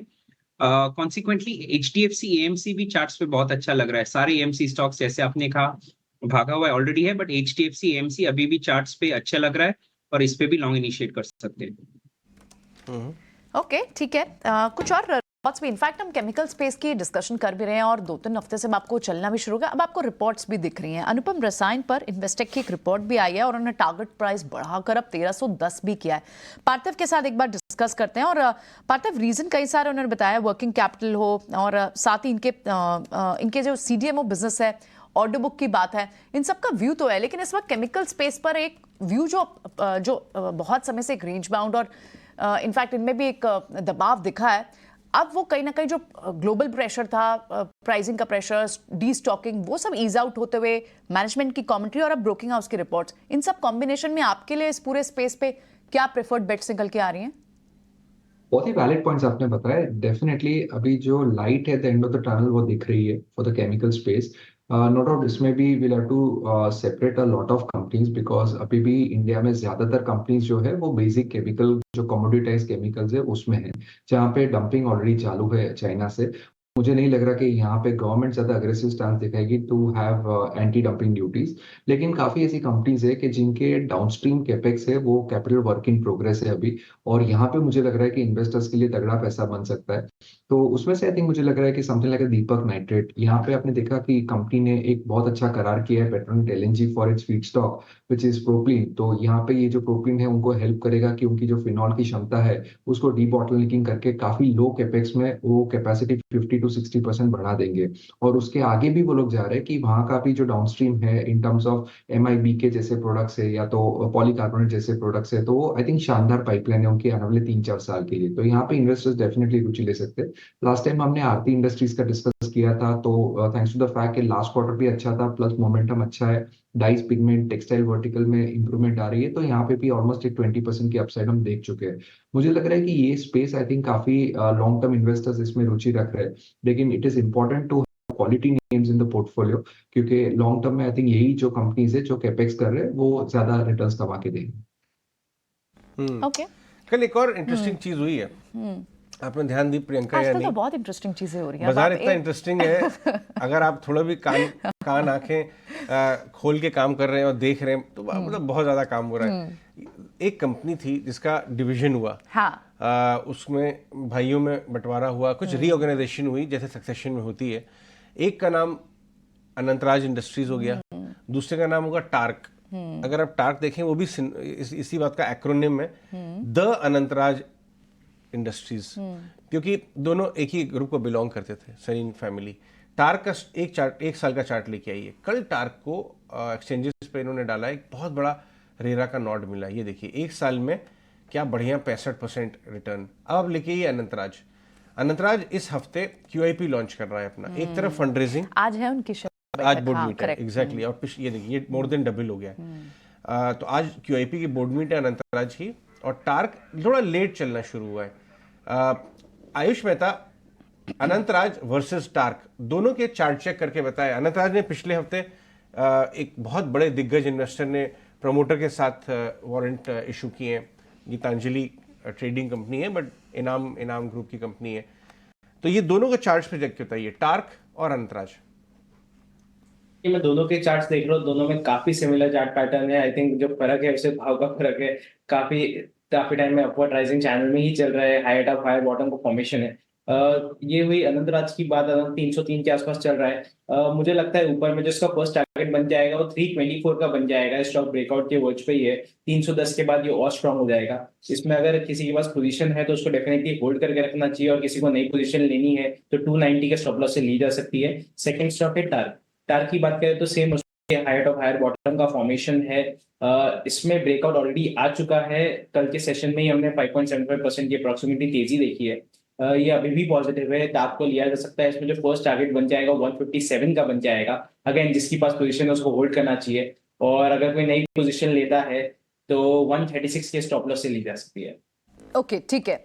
तो यहाँ पर बाय रिकमेंडेशन आप दे रहे हैं दोनों स्टॉक्स पे। इनफैक्ट इसी रियल एस्टेट स्पेस से एक और स्टॉक मान इंफ्रा, इसको भी डिस्कस करते हैं। मैन इंफ्रा को क्योंकि कल 5% चला भी है, क्योंकि इनको अपने 4 लाख स्क्वायर फीट के घाटकोपर प्रोजेक्ट के लिए एक अप्रूवल मिला है और उसके बाद स्टॉक में अच्छी खासी मूवमेंट कल हमने देखा 5% की थी। क्या आप फॉलो अप बाइंग के लिए आज इसमें पार्टिसिपेट एंट्री पॉइंट फेवरेबल ढूंढना चाहिए? संतोष, मैन इंफ्रा का चार्ट चेक करके बताएं एक बार, कहाँ एंट्री पॉइंट ढूंढ सकते हैं? यस प्रियंका, मुझे पूरा इंफ्रा स्पेस काफी अच्छा लग रहा है और मान इंफ्रा की बात करें तो इसका स्ट्रक्चर काफी अच्छा है। क्लासिकल फ्लैग फॉर्मेशन का ब्रेकआउट है, स्टॉक अपने 20 डे मूविंग एवरेज को रिस्पेक्ट कर रहा है, तो यहाँ तेजी बनेगी। इमीडिएटली 225 का टारगेट नजर आता है, बट आप इसको होल्ड रखिए, मुझे लगता है आपको 270 रुपए तक की भी रैली देखने को मिल सकती है। रिस्क रिवॉर्ड भी फेवरेबल है, स्टॉप लॉस 190 रुपीज का रखिए, ऊपर में आपको इजीली 10-15% की अपसाइड देखने को मिल सकती है। ये जो एस्ट्रल में एक्चुअली ब्लॉक्स करना शुरू हो गए। हाँ, करेक्ट। एस्ट्रल में अभी 13 लाख शेयर का ब्लॉक हुआ है और भी ब्लॉक्स होंगे। पार्थिव, एस्ट्रल भी बहुत ही शानदार कंपनी, लेकिन ये प्रमोटर का लगातार माल बेचना कुछ लोगों को डिस्कम्फर्ट कर रहा है। 1900 का भाव है, ब्लॉक्स अच्छे हो रहे हैं, क्या आप लेंगे पोजिशनली? बेसिकली प्रमोटर्स ने खुद के लिए और शेयर होल्डर्स के लिए पिछले कितने सालों में आई थिंक बहुत ही शानदार वैल्यू क्रिएट की है। और हमने देखा है कि एक स्टेज आता है जहाँ पे promoters I think if not for any negative reasons, या तो उनको ऐसा नहीं है कि ये बिजनेस यहाँ पे पीक आउट हो चुका है या कुछ और रीजंस है, but due to other personal reasons also वो लोग कभी कभी स्टेक मोनेटाइज करते हैं and they can rightfully do that. मुझे लग रहा है कि यहाँ पे अभी जो valuation which is quoted at around 70 times forward multiples, despite the fact कि एस्ट्रल में काफी कैपेक्स वर्क इन प्रोग्रेस है, दहेज में उन्होंने एडिसिव का प्लांट भी डाला है, तो आगे जाते आई थिंक अर्निंग्स तो इम्प्रूव होंगे, लेकिन मुझे लग रहा है कि यहाँ पे वैल्यूएशंस काफी रिच है। Plus owing to the fact कि फॉर वॉट एवर रीजंस अगर प्रमोटर बेच रहे तो सेंटिमेंटली टेम्पररी के लिए आई थिंक स्टॉक पे थोड़ा वो हावी रहता है। तो यहाँ से अगर 10-15% का अगर करेक्शन आता है तभी आई थिंक एस्ट्रल में हम लोग सजेस्ट करेंगे। अदरवाइज ये स्पेस में अगर किसी को इन्वेस्ट करना है तो मुझे लग रहा है यहाँ पे सुप्रीम इंडस्ट्रीज में ज्यादा रिस्क रिवॉर्ड बेटर है। ओके, सुप्रीम इंडस्ट्रीज आपको ज्यादा रिस्क रिवॉर्ड फेवरेबल दिखता है, ठीक है। लेकिन इस बीच आप नाम को भी देखें, वहां पर भी ब्लॉक्स लगने थे। इंडसइंड बैंक ने अपना सेल करना था लगभग 760 करोड़ का 2.86% का स्टेक, वहां पर भी ब्लॉक्स होने शुरू हो गए हैं। इनफैक्ट बीएसई पर ब्लॉक्स लगे हैं। एक और स्टॉक जिस पर आज इनफैक्ट एम्बेसी रीट्स, आपको याद है आप रीट स्टॉक्स को लास्ट वीक एक ब्रोकिंग हाउस की रिपोर्ट भी आई थी और बोला था कि इन स्टॉक्स पर ध्यान रखना चाहिए, इन्हें रडार पर रखना चाहिए। यहाँ पर भी ब्लैक की एक शायद स्टेक आ सकता है, एजेंसी से ये खबर है। एक बार इस स्टॉक को भी डिस्कस कर लेते हैं। एम्बेसी रीट को एक बार चेक करके बताएंगे आप हमें, सोनी? जी Priyanka ji, can you just repeat एक बार? एम्बेसी रीट, हाँ एम्बेसी रीट्स, यस। सो स्टॉक अगर हम देखेंगे तो यहाँ पे कल जितना भी एक रैली दिख रहा था, इसमें अभी 320 का एक इमीडिएट सपोर्ट बन गया है इस स्टॉक में। सो अभी यहाँ पे अगर 320 होल्ड करता है सो एनीवेयर क्लोज टू 345 360 एक ब्रॉड रेंज बनेगा जहाँ पे वो टेस्ट कर सकता है। ये पोजिशनल कॉल रहेगा। सो इंपॉर्टेंट रहेगा लेवल्स वॉच करने के लिए। 320 स्टॉप लॉस भी आप प्लेस कर सकते हैं। ऑलरेडी कोई अगर लेके रखे हैं तो आप वहां पे ट्रेल भी कर सकते हैं 320 स्टॉप लॉस के साथ। And look for 2 targets. एक ट्रांच में टारगेट्स बनेंगे 345 पे आप पोजिशनल थोड़ा पार्शियल प्रॉफिट बुक कर सकते हैं एंड देन थोड़ा वेट करने के बाद वो 360 तरफ भी मूव कर सकता है। राइट, एक और स्टॉक डिस्कस करना जरूरी है। एनबीएफसी, बीटन डाउन एनबीएफसी में काफी दिन से बोल रहा हूं। एडलवाइज उसमें नाम आता है, जेएम फाइनेंशियल उसमें नाम आता है, पिरामल एंटरप्राइजेस उसमें नाम आता है। पिरामल थोड़ा चलना शुरू हुआ, एडलवाइज भी अब 85 आ गया और जेएम तो 100 रुपए हो गया। एडलवाइज और पिरामल की बात कर लेते हैं। राहुल, इन दोनों के चार्ट चेक करके बताएं किसमें आपको ज्यादा बेटर रिस्क रिवॉर्ड दिखता है? एडलवाइज जेएम फाइनेंशियल और एडलवाइज की आप बात करें तो एडलवाइज का चार्ट मल्टीपल टाइम्स बेटर लग रहा है। कल का मूव भी बहुत ही बेहतरीन मूव है क्योंकि पिछला जो इनसाइड कैंडल बना था उसको नेगेट किया है और एक अच्छा बॉटम फॉर्मेशन भी हुआ है इस ब्रेकआउट के लिए। तो एडलवाइज फाइनेंस बाय कर सकते हैं। 83.7 का करंट मार्केट प्राइस है। स्टॉप लॉस रख सकते हैं 80 रुपीज पे और 87.5 का टारगेट एक्सपेक्ट कर सकते हैं। राइट, ठीक है। 87 का अब भाव आपको दिखाई दे रहा है एडलवाइज फाइनेंशियल्स में। ये IREDA अभी हाल ही की लिस्टेड कंपनी है। संतोष, आपने पहले भी इस पर राय दी है। एक बार 125 के आसपास टॉप बनाया, फिर मौका दिया, 110 तक चला गया, 108 तक चला गया। आज न्यूज आई है 2,000 करोड़ ग्रीन बॉन्ड्स में रेज करेंगे ये किस लेवल्स पे री एंटर करने जैसा है? जी अजय जी, इसको जब ये 75-80 रुपीज के आसपास था तो हमने डिस्कस किया था कि ट्रिपल डिजिट में जाने का पोटेंशियल रखता है। अभी भी एक वर्टिकल रैली के बाद थोड़ा सा डिस्कम्फर्ट आ जाता है, बट व्यू अभी भी बुलिश है। थोड़ा टाइम स्पेंड करेगा ये आपका 125 से 100 रुपीज के बीच में, और थोड़ा मुझे लगता है कुछ समय स्पेंड करने के बाद जब ये 125 का लेवल निकालेगा तो फिर शायद 150 के लेवल भी दिखा सकता है। तो जितना क्लोजर टू 100 रुपीज के आसपास मिले आपके लिए एक री एंट्री का मौका रहेगा। ठीक है, जितना वैसे वो जो प्रोवर्ब है, I think sometime nothing happens in decades and sometime decades happen in a week और सो। एक मंथ में डिकेड जैसा रिटर्न ने दे ही दिया। पहले चला, उसके बाद पीएफसी आरईसी सस्ते लगने लगे। हाँ। तो ये रुका, वो चलने लगे। वो पहले ही चल रहे थे। तो ये तीनों आरईसी, पीएफसी और इरेडा अपने आप में एक स्टडी बन गए। एब्सोल्युटली, डबल पैसा सिर्फ 2 हफ्तों में। ठीक है, चलिए बढ़ते हैं आगे, कुछ और स्टॉक्स की बात करते हैं। कल इनफैक्ट हमने देखा कंजम्पशन हैवी वेट्स जो हैं उनमें अच्छी मूव थी। आप नेस्ले जैसे काउंटर्स को देखें, ब्रिटानिया जैसे काउंटर, कंजम्पशन हैवी वेट्स चल रहे थे। 2 दिन से ही उनमें मूव आना शुरू हो गई थी। नेस्ले तो 4.5% की तेजी के साथ, टाटा कंज्यूमर में 2% की तेजी, HUL में भी 1% की तेजी थी। इन सब स्पेस में क्या थोड़ा मोमेंटम आप, क्योंकि बाजार आज फिर से एक अग्रेशन में दिख रहा है, क्या दूसरे स्टॉक्स अगर आते हैं डिफेंसिव पीछे हो सकता है, या फिर इन स्टॉक्स में अभी भी मौका बना रहेगा? आयुष, एक बार हैवी वेट्स को चेक करेंगे आप, ये FMCG के। मैं अभी सारे चार्ट देख रहा था। हिंदुस्तान यूनिलीवर ने अपनी काफी अच्छी क्लोजिंग दी है 200 डे मूविंग एवरेज के ऊपर। इसका 200 डे मूविंग एवरेज 2550 के आसपास था, 2560 क्लोजिंग है। इसमें जो फर्स्ट लेवल बन के आ रहा है वो 2640 का बन के आ रहा है। इसका काफी अच्छा ब्रेकआउट है। सेकंड स्टॉक जो मैं देख रहा हूँ वो है डाबर। अगर हम डाबर की बात करें तो डाबर में डाउनवर्ड स्लोपिंग ट्रेंड लाइन का ब्रेकआउट है, प्लस इसमें भी 200 डे मूविंग एवरेज के ऊपर स्टॉक ने क्लोजिंग दी है, जो मुझे लगता है स्टॉक को आने वाले टाइम पे 560 तक फर्स्ट में जो लेवल बन जाएगा वो है, फॉलोड बाय 572। जेके टायर को एक बार डिस्कस करते हैं। इनफैक्ट इसके QIP की बात थोड़े दिन पहले हमने क्लोजिंग में दी भी थी, शरद ने बताया था खबर गरम है में। QIP ओपन हुआ और अपोलो टायर पे भी आप कल बात कर रहे थे कि ब्लॉक्स के बाद वहां मूव आनी चाहिए। तो इन स्टॉक्स को क्या एक बार वॉच आउट करना चाहिए? एक बार राय ले लेते हैं इस पर। जी हाँ, आपने सही कहा, इसमें अच्छी डिमांड बन रही थी जेके टायर के QIP में। और अपोलो टायर को लेके आइए डॉक्टर साहब, इंट्राडे कल हमारे जो पैनलिस्ट थे वो बताए गए थे कि जो आपको मिल रहा है फ्लैट टू माइल्डली पॉजिटिव, क्योंकि कल एक बहुत बड़ा ब्लॉक डील था अपोलो टायर्स में। अपोलो टायर के चार्ट को आप इंट्राडे लेके आइए, कल का चार्ट, सिर्फ कल का चार्ट, तो मालूम चलेगा कहाँ पे बंद हुआ। वॉरबर्ग ने इसके अंदर ब्लॉक बेचा है, 455 के आसपास अब आ चुका है अपोलो टायर। अपोलो टायर को एक बार दिखाते हैं। जी हाँ, अपोलो टायर आपके स्क्रीन पे आता ही होगा। चल दिया है वहां से, अपने फैक्ट्री से चल दिया है, अब वो होलसेलर के पास पहुंच रहा है। हाँ, नीचे बंद हुआ 485 का हाई मार के 455। आयुष मेहता, आप टायर स्टॉक्स में किस पे बेट लेना चाहेंगे? अगर हम first of all Apollo tyre की बात करें तो इसके वीकली चार्ट पे ग्राउंडिंग बॉटम फॉर्मेशन है, नो डाउट। कल के सेशन में प्रॉफिट ऊपर के लेवल से हमने इसमें डाउनफॉल देखा है बिकॉज ऑफ द न्यूज। एक इसमें जो सपोर्ट बन के आ रहा है वो 440 के लेवल का है। 440 के आसपास अगर ये किसी को मिलता है तो इस स्टॉक में रिस्क रिवॉर्ड बहुत फेवरेबल हो जाएगा। सेकंड स्टॉक मेरे को जो अच्छा लग रहा है टायर स्पेस में सीएट है। सीएट की अगर हम बात करें तो ये काफी अच्छे टाइम पे, इसमें भी एक बहुत अच्छा फॉर्मेशन है, एक ब्रेकआउट हम देख चुके हैं इसके वीकली और मंथली चार्ट पे। तो मुझे लगता है सीएट को भी यहाँ से लेके जाया जा सकता है। इसमें जो फर्स्ट टारगेट आपका बन के आएगा वो 2550 का बन जाएगा, और जो आपको स्टॉप लॉस में मेंटेन करना 2400 का है। ठीक है, ऑलराइट। कल हम ये बात डिस्कस भी कर रहे थे कि जितने भी केमिकल स्पेस में काउंटर्स हैं, mid cap, small cap, broader market में भी, इनफैक्ट कैश काउंटर्स, उनमें अच्छी मूव है। इनफैक्ट इंडिया ग्लाइकोल, वहाँ तो एक न्यूज़ भी आई, इस वजह से भी वहाँ पर मूव थी। लेकिन अदरवाइज इस पूरे स्पेस में कहाँ पर अच्छे एंट्री पॉइंट्स दिख रहे हैं, राहुल से समझते हैं। राहुल, कोई अच्छा स्टॉक आपको, बालाजी एमाइंस हो, सभी स्टॉक्स में, ग्लाइकोल, इंडिया ग्लाइकोल, सब में एक अच्छी मूव थी, और ऑफकोर्स लार्ज कैप भी चल रहे हैं। और इनफैक्ट आज यूपीएल पर भी एक न्यूज़ है। एक बार आप केमिकल स्पेस में बताएंगे कहां पर आपको कौन से स्टॉक्स में अच्छी स्ट्रेंथ दिख रही है, कहां पर अच्छा एंट्री पॉइंट भी फेवरेबल दिख रहा है? तो इंडिया ग्लाइकोल की अगर बात करें तो कल का जो सेल ऑफ हुआ है हाई से, वो एक्चुअली थोड़ा वरीसम है, बट बहुत ही हाई वॉल्यूम्स पे जो अपमूव हुआ था वो पहले हुआ था।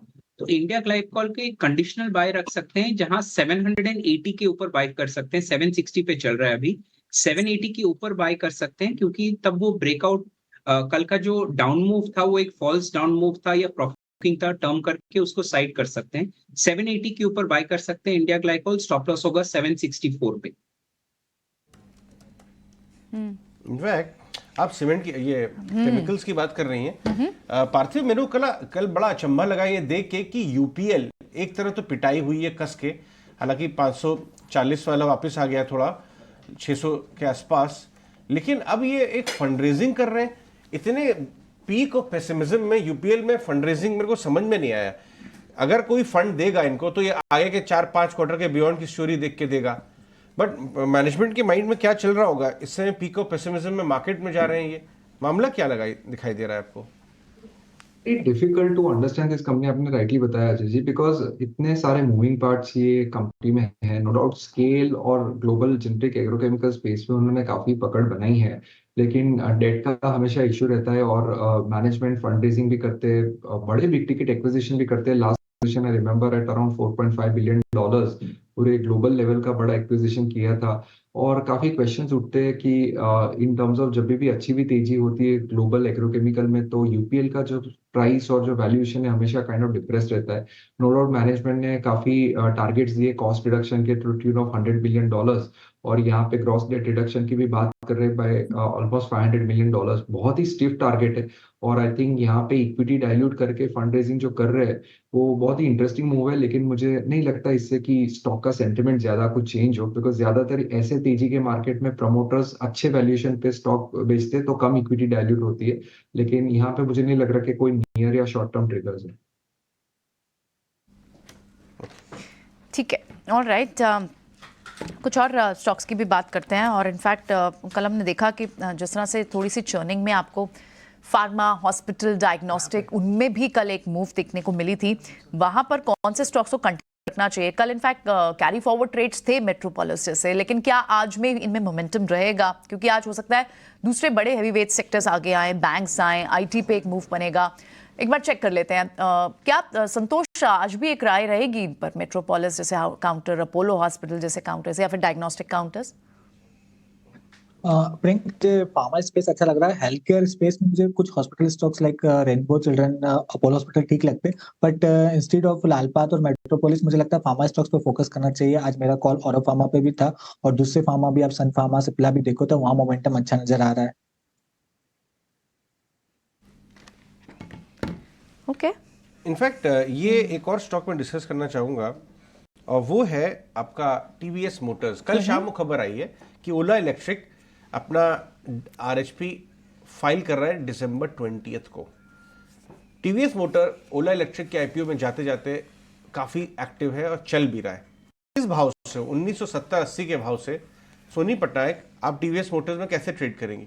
एक बड़ी चाल हो चुकी है, या आपको लगता है कि अभी भी इसके अंदर गुंजाइश है? जी अजय जी, मेरे ख्याल से यहाँ पे एक बाय ऑन डिप्स बेटर रहेगा। काफी कंटिन्यूसली अप ट्रेंड मूवमेंट के बाद थोड़ा यहाँ पे प्रॉफिट बुकिंग नजर आ रहा है। आरएसआई, एमएससीटी नेगेटिव डाइवर्जेंस में कंटिन्यू हो रहे हैं। सो कहीं भी up to levels of 1900 to 1870 यहाँ पे आपको देखने को मिल सकता है टिल प्रॉफिट बुकिंग। सो जब तक ये लेवल्स नजर आए आप उसी लेवल पे एंटर कर सकते हैं। री एंटर करने के लिए अच्छा मौका रहेगा उसी टाइम पे, बिकॉज 1840 का एक अच्छा सपोर्ट है। सो आप 1840 के सपोर्ट के आसपास जितना भी रहेगा एंटर करने के लिए बाय ऑन डिप्स की सलाह रहेगी। सो इंतजार करना पड़ेगा, वो रेंज अगर नजर आए तो ही आप इसमें री एंटर कर सकते हैं। 1840 स्टॉप लॉस आप तब प्लेस कर सकते हैं, वहां से दोबारा वो बाउंस बैक करके टुवर्ड्स 1950-1970 के रेंज में जाता है। आज ही 3.5% एटलीस्ट टिक साइज उसका जो है ऊपर की तरफ नजर आ रहा है। 160 पॉइंट का गैप अप आपको दिख रहा है, अभी सेटल होने दीजिए 9.5 9.7 तक, उसके बाद पता चलेगा क्या ट्रेड बिठाया जाए। लेकिन मीनवाइल शरद आ चुके हैं 9 स्टॉक्स की लिस्ट लेके, 9 के 9 रतन स्टॉक्स, जो आपको 1 मिनट में बता देंगे कौन से 9 स्टॉक्स में आपको पोटेंशियल ट्रेड मिल सकते हैं। शरद? जी बिल्कुल, सबसे पहला स्टॉक रहेगा निप्पॉन लाइफ एएमसी। यहाँ पे इंडसइंड बैंक जो है ब्लॉक डील हो सकती है, जहाँ पे लगभग 3% स्टेक की बिकवाली कर सकते हैं। ऑलमोस्ट 760 करोड़ का रहेगा। फ्लो प्राइस 427 रुपीज़ पर शेयर। दूसरा स्टॉक रहेगा एस्ट्रल पॉली, जहाँ पे प्रमोटर जो है स्टेक सेल कर सकते हैं। लगभग 1000 करोड़ के ब्लॉक डील्स भी आने लगे हैं। वरुण बेवरेजेस ने भी जो इंपॉर्टेंट एक्विजिशन किया है बेवको का, जो आप कह सकते हैं साउथ अफ्रीका पे एक्सपेंशन की गई है। डील जो है एक्रेटिव रही है कंपनी के लिए, कंपनी एक्सपैंड भी करने वाली है पेप्सी की ब्रांड को लेके। आईटी स्टॉक्स में भी पॉजिटिव रिएक्शन देखने मिल सकता है। कि एसेंचर के ओवरऑल रिजल्ट्स के बारे में बात करें तो लार्जली इनलाइन थे और जो FY24 की गाइडेंस है उनको उन्होंने मेंटेन किया और ऑर्डर बुकिंग्स में भी जो है बढ़ोतरी आई है। 5वां स्टॉक रहेगा मन्नपुरम फाइनेंस और उनके मीट में 2 अहम बात सामने आई है। सबसे पहला कि जो आशीर्वाद की जो उनकी आर्म है उनकी पब्लिक इशू जो है मिड फरवरी तक हो सकती है और दूसरी बात है कि EV फाइनेंसिंग में जो है कंपनी फोरे कर लिया है। पिरामल एंटरप्राइज और आईएफएल फाइनेंस जैसे स्टॉक्स भी फोकस में रहने वाले हैं क्योंकि RBI ने जो है कल इवनिंग को जो है अनाउंसमेंट किया था कि उन्होंने बैन किया है बैंक्स और NBFCs को वापस इन्वेस्ट करने के लिए AIF से, स्पेशली जहाँ पे वो लिक्विडेट करते थे और उसमें जो है सारी प्रोविजनिंग जो है अब होने वाली है। तो इसके हिसाब से जेफरीज ने कहा कि 8 से लेकर 10% तक की अर्निंग्स पे इम्पैक्ट पड़ सकती है पर उतनी बड़ी नहीं रहेगी। पेट्रोनेट LNG का भी इंपॉर्टेंट जो है फोकस रहने वाला है। यहाँ पे प्रोपलीन और हाइड्रोजन को जो सप्लाई करने के लिए 15 साल का एक कॉन्ट्रैक्ट दीपक नाइट्रेट के साथ उन्होंने साइन किया है। 8वां स्टॉक जो फोकस में रहेगा वो है अनुपम रसायन, हमारा बिग बोल्ड ब्रोकरेज। यहाँ पे जो इन्वेस्टर का रिपोर्ट आया, इनिशिएट बाय किया है, टारगेट प्राइस रखा है 1310 रुपीज़ पर शेयर, जहाँ पे वो कह रहे हैं कि जो CDMO मार्केट है वहाँ पे वेल पोजिशनड है कंपनी उसे कैप्चर करने के लिए और एक्सपेक्ट करें कि अगले 3 साल में जो ग्रोथ है सेल्स की वो लगभग 25% की रहेगी और पैट का ग्रोथ का अनुमान 33% का रहेगा। आखिरी स्टॉक जो फोकस में रहेगा वो है जो हमारे खबर के सेगमेंट में वो आपके फोकस में रहना चाहिए, सेंचुरी टेक्सटाइल्स एंड इंडस्ट्रीज़। यहाँ पे जो है हमें बस पता चल रहा है कि जो एक रेरा अप्रूवल है फेज़ 2 जो उनके बिरला नियारा की प्रोजेक्ट है उनको जनवरी के महीने में मिल सकता है। अब याद रखिए जो बिरला नियारा प्रोजेक्ट है एक टाइप से लग्जरी प्रोजेक्ट है वर्ली एरिया में जो मुंबई में लोकेटेड है और जो प्राइसिंग स्टार्टिंग है वो लगभग 1 लाख रुपए स्क्वायर फीट प्लस से वो स्टार्ट हो सकते हैं और ऑलरेडी हमने देखा है कि फेज़ 1 में 1000 करोड़ का जो है बुकिंग्स ऑलरेडी देखा गया है। तो इसमें पॉजिटिव रिएक्शन स्टॉक में देखने मिल सकता है। ओके, ऑलराइट, बहुत शुक्रिया शरद, ये सारे के सारे स्टॉक्स का एक बार फिर से डिटेल्स और हाईलाइट करने के लिए बहुत बहुत शुक्रिया। इनमें कई सारे ट्रेड्स हम डिस्कस कर चुके हैं, नजर रखेंगे इन पर। बहुत बहुत शुक्रिया। चलिए, गया एस्ट्रल का ब्लॉक हो गया, कुछ और स्टॉक्स की तरफ नजर डालते हैं। अशोक लेलैंड को लेके आइए डायरेक्टर साहब। अशोक लेलैंड पर बड़े बड़े टारगेट आना शुरू हो गए हैं, वो देखना जरूरी है। बड़ा स्टॉक है, अटक रहा है अपने जोन में। अब देखिए 9-4 हो रहा है और फाइनली हम 100 पॉइंट के गैप की तरफ नजर डाल के रखे हैं। कल हमने देखा Dabur, Marico, ITC consumer stocks में, प्योर FMCG स्टॉक्स में काफी हरकत नजर आई थी। पार्थिव, आपको large consumer, mid tier, Emami वगैरह को भी लगा लें अगर हम साथ में, आपको सबसे ज्यादा कंफर्ट कौन से कंज्यूमर स्टॉक से मिल रहा है इस समय? मेरे को एक इंटरेस्टिंग बेट है। काफी टाइम से बड़ा अंडर परफॉर्मर रहा है थैंक्स टू द फैक्ट कि वॉल्यूम ग्रोथ काफी ड्विंडलिंग रहे और उनका जो पैराशूट ब्रांड है जहाँ पे ऑयल में उनका अच्छा सेगमेंट है हेयर ऑयल में, लेकिन वहां पे अभी ऐसा सेकेंड हाफ में थोड़ा बहुत volume growth is reviving. Not only that, मुझे ये अच्छा लग रहा है कि मैनेजमेंट काफी एनर्जी और काफी focus Saffola as a brand को ग्रो करने में लगा रहे। काफी नए प्रोडक्ट्स स्पेशली फूड रिलेटेड, जो food processing industry related products है वहां पे उन्होंने काफी अच्छा फोरे किया है और they are trying to increase their product base. और मैरिको के एग्जीक्यूशन ट्रैक रिकॉर्ड पे तो किसी को सवाल नहीं है, काफी अच्छे इनऑर्गेनिक एक्विजिशन भी करते हैं। यहाँ पे मुझे रिस्क रिवॉर्ड और वैल्यूएशन अच्छे लग रहे हैं, ग्रॉस मार्जिन एक्सपेंशन की क्षमता भी है आने वाले क्वार्टर्स में। तो I think Marico will be the bet. Marico will be the bet. कल एक स्टॉक TRIL काफी जोर से गेन किया था क्योंकि TRIL में यूपी गवर्नमेंट से एक बहुत बड़ा ऑर्डर मिला था। ट्रिल को लेके आइए, TRIL। इसके चार्ट चेक करके बताएं रत्नेश, ये कल ब्रेकआउट दिखाया था, क्या फॉलोअप दिखा सकता है? TRIL डायरेक्टर साहब, TRIL, transformers and rectifiers. Ratnesh, TRIL में आप देखें कंटिन्यू हाई फॉर्मेशन बनता होता है, इसमें अभी चार्ट पे किसी भी तरह की कमजोरी नहीं है। कल के सत्र में एक अच्छा वॉल्यूम आया है तो मुझे ऐसा लगता है कि ये जो हाई फॉर्मेशन चल रहा है बिल्कुल बन सकता है इसमें। तो अभी किसी ने नहीं लिया तो उनके लिए भी अच्छी अपॉर्चुनिटी, क्योंकि कल एक अच्छा सपोर्ट इसने लिया है 180 रुपीज का, एक अच्छा सपोर्ट इसने कल के सत्र में लिया है। तो वो एक स्टॉप लॉस बनेगा 178 का, बिल्कुल उस स्टॉप लॉस से तेजी कर सकते हैं। पहला जो टारगेट बनेगा 200 रुपए का, 200 रुपए के बाद नई तेजी चालू हो जाएगी, इसको लेके जाएगी 225 रुपए का। बेवरेज 20% दिखा रहा है प्री ओपन में। लेके आइए जरा वरुण बेवरेजेस को लेके आइए डायरेक्टर साहब। वरुण बेवरेजेस करीब, वरुण बेवरेजेस 20% प्री ओपन में दिखा रहा था। अभी अभी इन्होंने साउथ अफ्रीका में एक कंपनी एक्वायर की है और उसके बाद लग रहा है बाजार को ये उनका कदम बहुत मजबूत दिख रहा। 15% रह गया। पार्थिव, 1350 पे वैल्यूएशन खिंचे हुए हैं इसके या अभी भी बाय है? Yes I think valuation definitely expensive है, लेकिन ये कंपनी ऐसे शानदार मूव करती है और पिछले 2 सालों में अगर देखें तो रेवेन्यू और प्रॉफिट है that has grown by almost 60-65%। तो इस तरह का वैल्यूएशन अगर इस तरह का ग्रोथ कंपनी दिखाती है तो जस्टिफाई रहते हैं। काफी इंटरेस्टिंग इनोवेटिव प्रोडक्ट्स लॉन्च करती है, स्टिंग वाज वन एग्जांपल। मुझे लग रहा है कि ये जो साउथ अफ्रीका का एक्विजिशन है आई थिंक बहुत ही स्ट्रेटेजिक इन नेचर है और काफी वैल्यू एक्रेटिव इन नेचर है। ये मार्केट भी इंडिया जैसा मार्केट बन सकता है आने वाले 3-5 साल में, तो डेफिनेटली मार्केट ने बड़ा थम्स अप दिया है। लेकिन यहाँ पे नए एंट्री पॉइंट्स आई थिंक थोड़ा स्केप्टिकल हूं मैं, लेकिन कोई बड़ा करेक्शन होता है ये स्टॉक में तो डेफिनेटली लॉन्ग टर्म के लिए ऐसे रुचि रख सकते हैं। ओके फाइन, ठीक है। कुछ और स्टॉक्स भी देखते हैं, और इनफैक्ट ऑटो एंसिलरी के कई सारे स्टॉक्स में आप पीछे के दिन में देखें तो इंटरेस्ट भी है और वहाँ पर भी मूव शुरू हुई है। और एक और स्पेस जो पिछले 2-3 दिन से हैवी वेट्स भी चल रहे थे वो था कैपिटल गुड्स का भी। कैपिटल गुड्स में आप चाहे थर्मेक्स की बात करें, सीमेंस की बात करें, एबीबी, सब में एक अच्छी मूव थी। कुछ और स्टॉक्स भी डिस्कस करते हैं कैपिटल गुड्स के, और ये वेल्डिंग स्टॉक्स होंगे, वालचंद नगर जैसे स्टॉक्स होंगे जिनमें भी कल मूव फिर से शुरू हो चुकी है। एडोर वेल्डिंग को क्या एक बार रखेंगे आप सोनी? कैश का काउंटर है, अच्छी मूव के बाद थोड़ा साइडवेज हो गया था, फिर से चलना शुरू हुआ है क्या? जी देखिए, अभी यहाँ पे हम देखेंगे तो थोड़ा अभी कंसोलिडेशन रेंज में इसमें कंटिन्यू हो रहा है। सो ऐसा कुछ बहुत ही सिग्निफिकेंट पैटर्न नजर नहीं आ रहा है जहां पे वो एक ब्रेकआउट का नजर दे सकता है। आज का भी गैप अप ओपन हो रहा है, बट अगर 1520 का लेवल निकाल पाता है आज के डे में इंट्राडे, तो आप यहाँ पे कंफर्म हो सकते हैं कि ये इसका जो लेवल ऊपर का रेजिस्टेंस का है वो 1580 तक है। सो 1580 टू 1600 इसी रेंज में एक बार टेस्ट कर सकता है, प्रोवाइडेड कि आज 1520 के ऊपर वो कंटिन्यू सस्टेन कर रहा है। सो नीचे के साइड में सपोर्ट काफी मल्टीपल बन चुके हैं, बट एक जो इंपॉर्टेंट क्रूशियल सपोर्ट है वो 1400 पे ही जाके बन रहा है।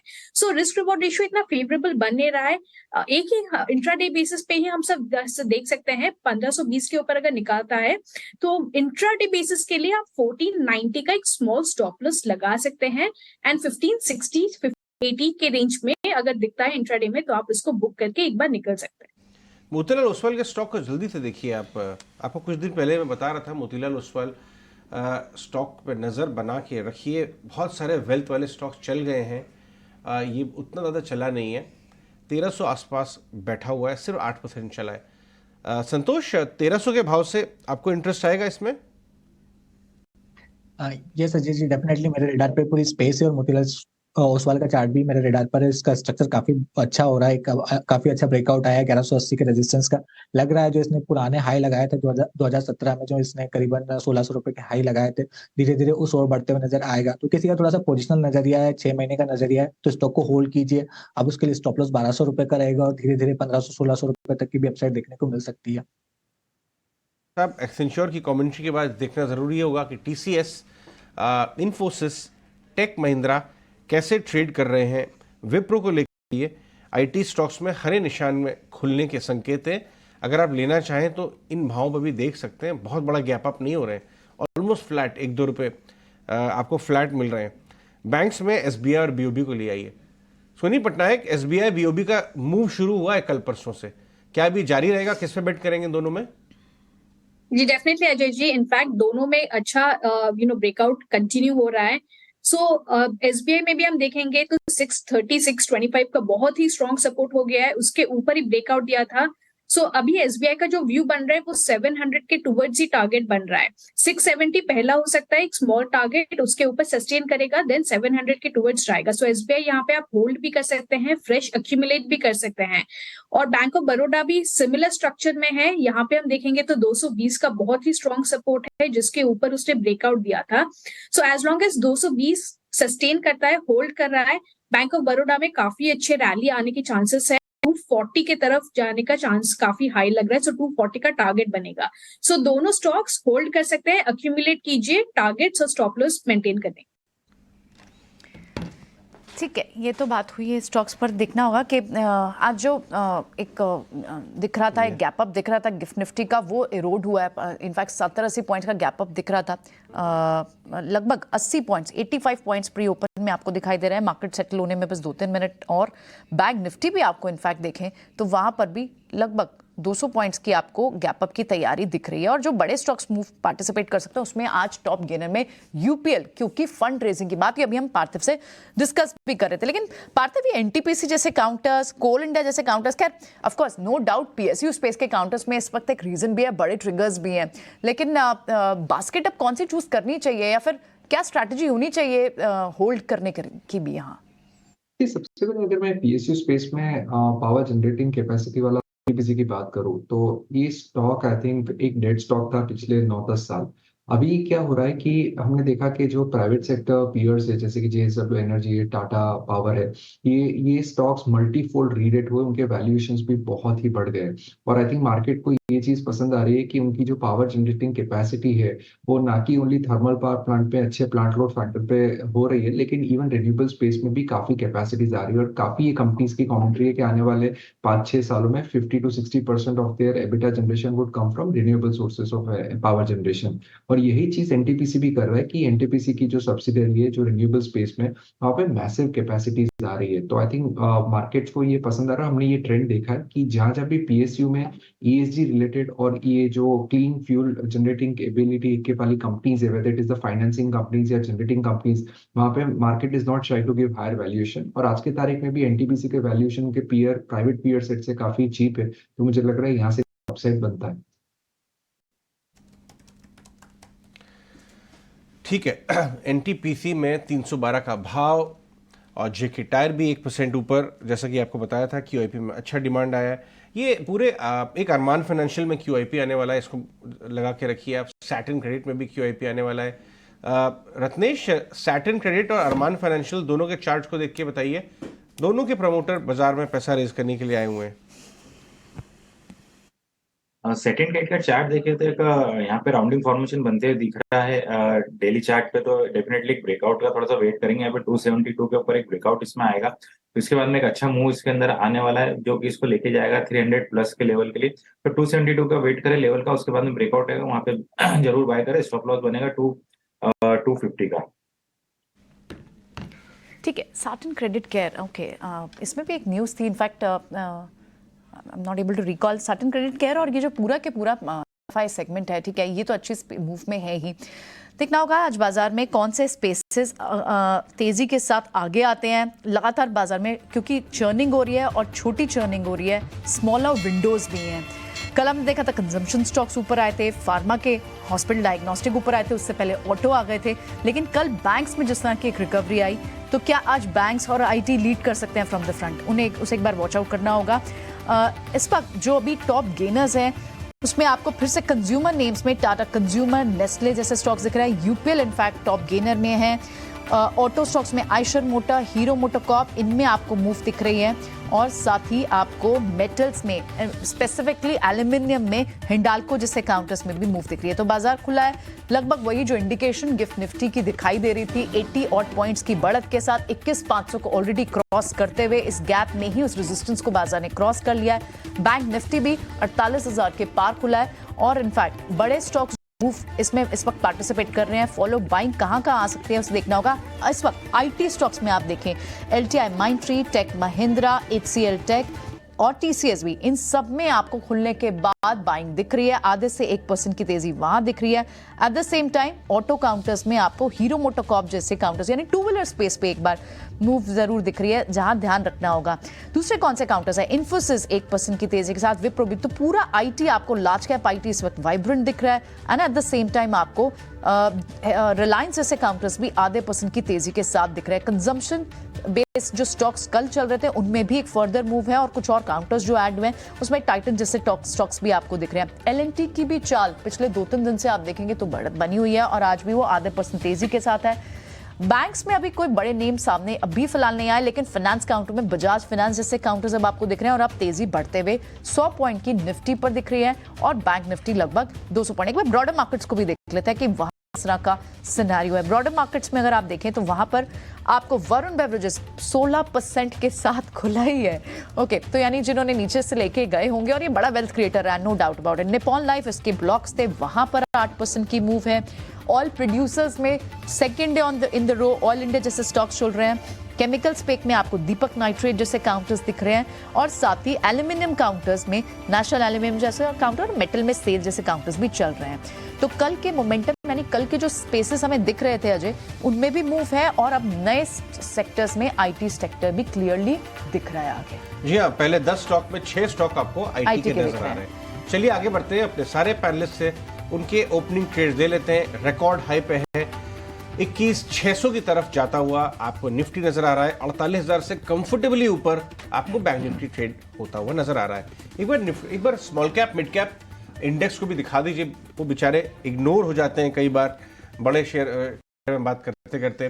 कितना बड़ा गैप अप वहां पे दिखाई दिया। स्मॉल कैप में करीब 300 पॉइंट की गेन, और ये निफ्टी स्मॉल कैप है, बीसी स्मॉल कैप की बात कर रहा था, यहाँ भी करीब 100 पॉइंट का गेन। बताइए संतोष जी, कैसे ट्रेड करेंगे? आपका मॉर्निंग ट्रेड क्या है? मॉर्निंग में कुछ केमिकल स्टॉक्स में एक मोमेंटम देखने को मिल रहा है, तो अगर कोई फ्रंटलाइन केमिकल स्टॉक के साथ जाना चाहे तो दीपक नाइट्रेट अच्छा लग रहा है। इसमें एक ब्रेकआउट आता नजर आ रहा है।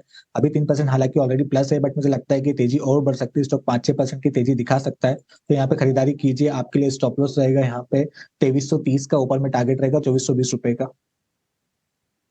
दीपक नाइट्रेट में आपको रुझान बनता दिखाई दे रहा है केमिकल स्टॉक्स की तरफ। रत्नेश, आपका ओपनिंग ट्रेड, मॉर्निंग ट्रेड? मुझे ऐसा लगता है कि आईटी में 2 दिन का कंसल्टेशन हो गया, इसमें तेजी बनती हुई दिखेगी, तो इन्फोसिस पे करना चाहिए। इन्फोसिस ने कल अच्छे सपोर्ट लेवल पे घुमा है। 1560 रुपए का स्टॉप लॉस लगाना चाहिए। ऊपर में जो टारगेट बनते हुए दिखेंगे मुझे वो 1620 रुपए तक के। इफ ट्रेड लिया आपने आईटी में, इन्फोसिस को पकड़ लीजिए, वहां पे आपको गुंजाइश नजर आती है। पार्थिव, मैं आपसे प्योर ओपनिंग ट्रेड तो नहीं पूछूंगा, लेकिन आपके रेडार पे कौन सा स्टॉक है आजकल? मुझे लग रहा है कि आई थिंक रिलायंस इंडस्ट्रीज में इन्वेस्टर्स को ध्यान रखना चाहिए। एक तो एक ऐसा लार्ज कैप है जो रिलेटिव अंडर परफॉर्म रहा है, और मुझे लग रहा है उसके तीनों जो मेन वर्टिकल है, जैसे कि रिटेल है, जियो है और O2C है, और स्पेशली O2C में हमको लग रहा है कि अच्छा टर्न अराउंड देख सकते हैं H2 में। प्लस बाकी दो जो फुटफॉल जो रिटेल सेगमेंट बिजनेसेस है, वहां पे हम बहुत ही अच्छा ट्रैक्शन देख रहे हैं, और मुझे लग रहा है कि H2 बहुत स्ट्रांग रहेगा इन टर्म्स ऑफ कंज्यूमर डिमांड। तो रिलायंस इंडस्ट्रीज एक ऐसा स्टॉक है, यहाँ से मुझे लग रहा है 10 to 15% आने वाले 6 महीने में दे सकते। आरआईएल ने कल भी बाजार को मदद की थी, आज भी रिकवरी में 1% ऊपर, और आपका स्टॉक ऑन रेडार पार्थिव का। सोनी पटनायक, आपका ओपनिंग ट्रेड? ये मेरा ओपनिंग ट्रेड रहेगा ग्रैन्यूल्स में। ग्रैन्यूल्स में बहुत ही अच्छा फ्रेश ब्रेकआउट आने वाला है, 407 के ऊपर वो आएगा। सो ग्रैन्यूल्स आप इसी लेवल पे भी एंटर कर सकते हैं। स्मॉल स्टॉप लॉस ऑफ 395 और टारगेट्स बनेंगे 430।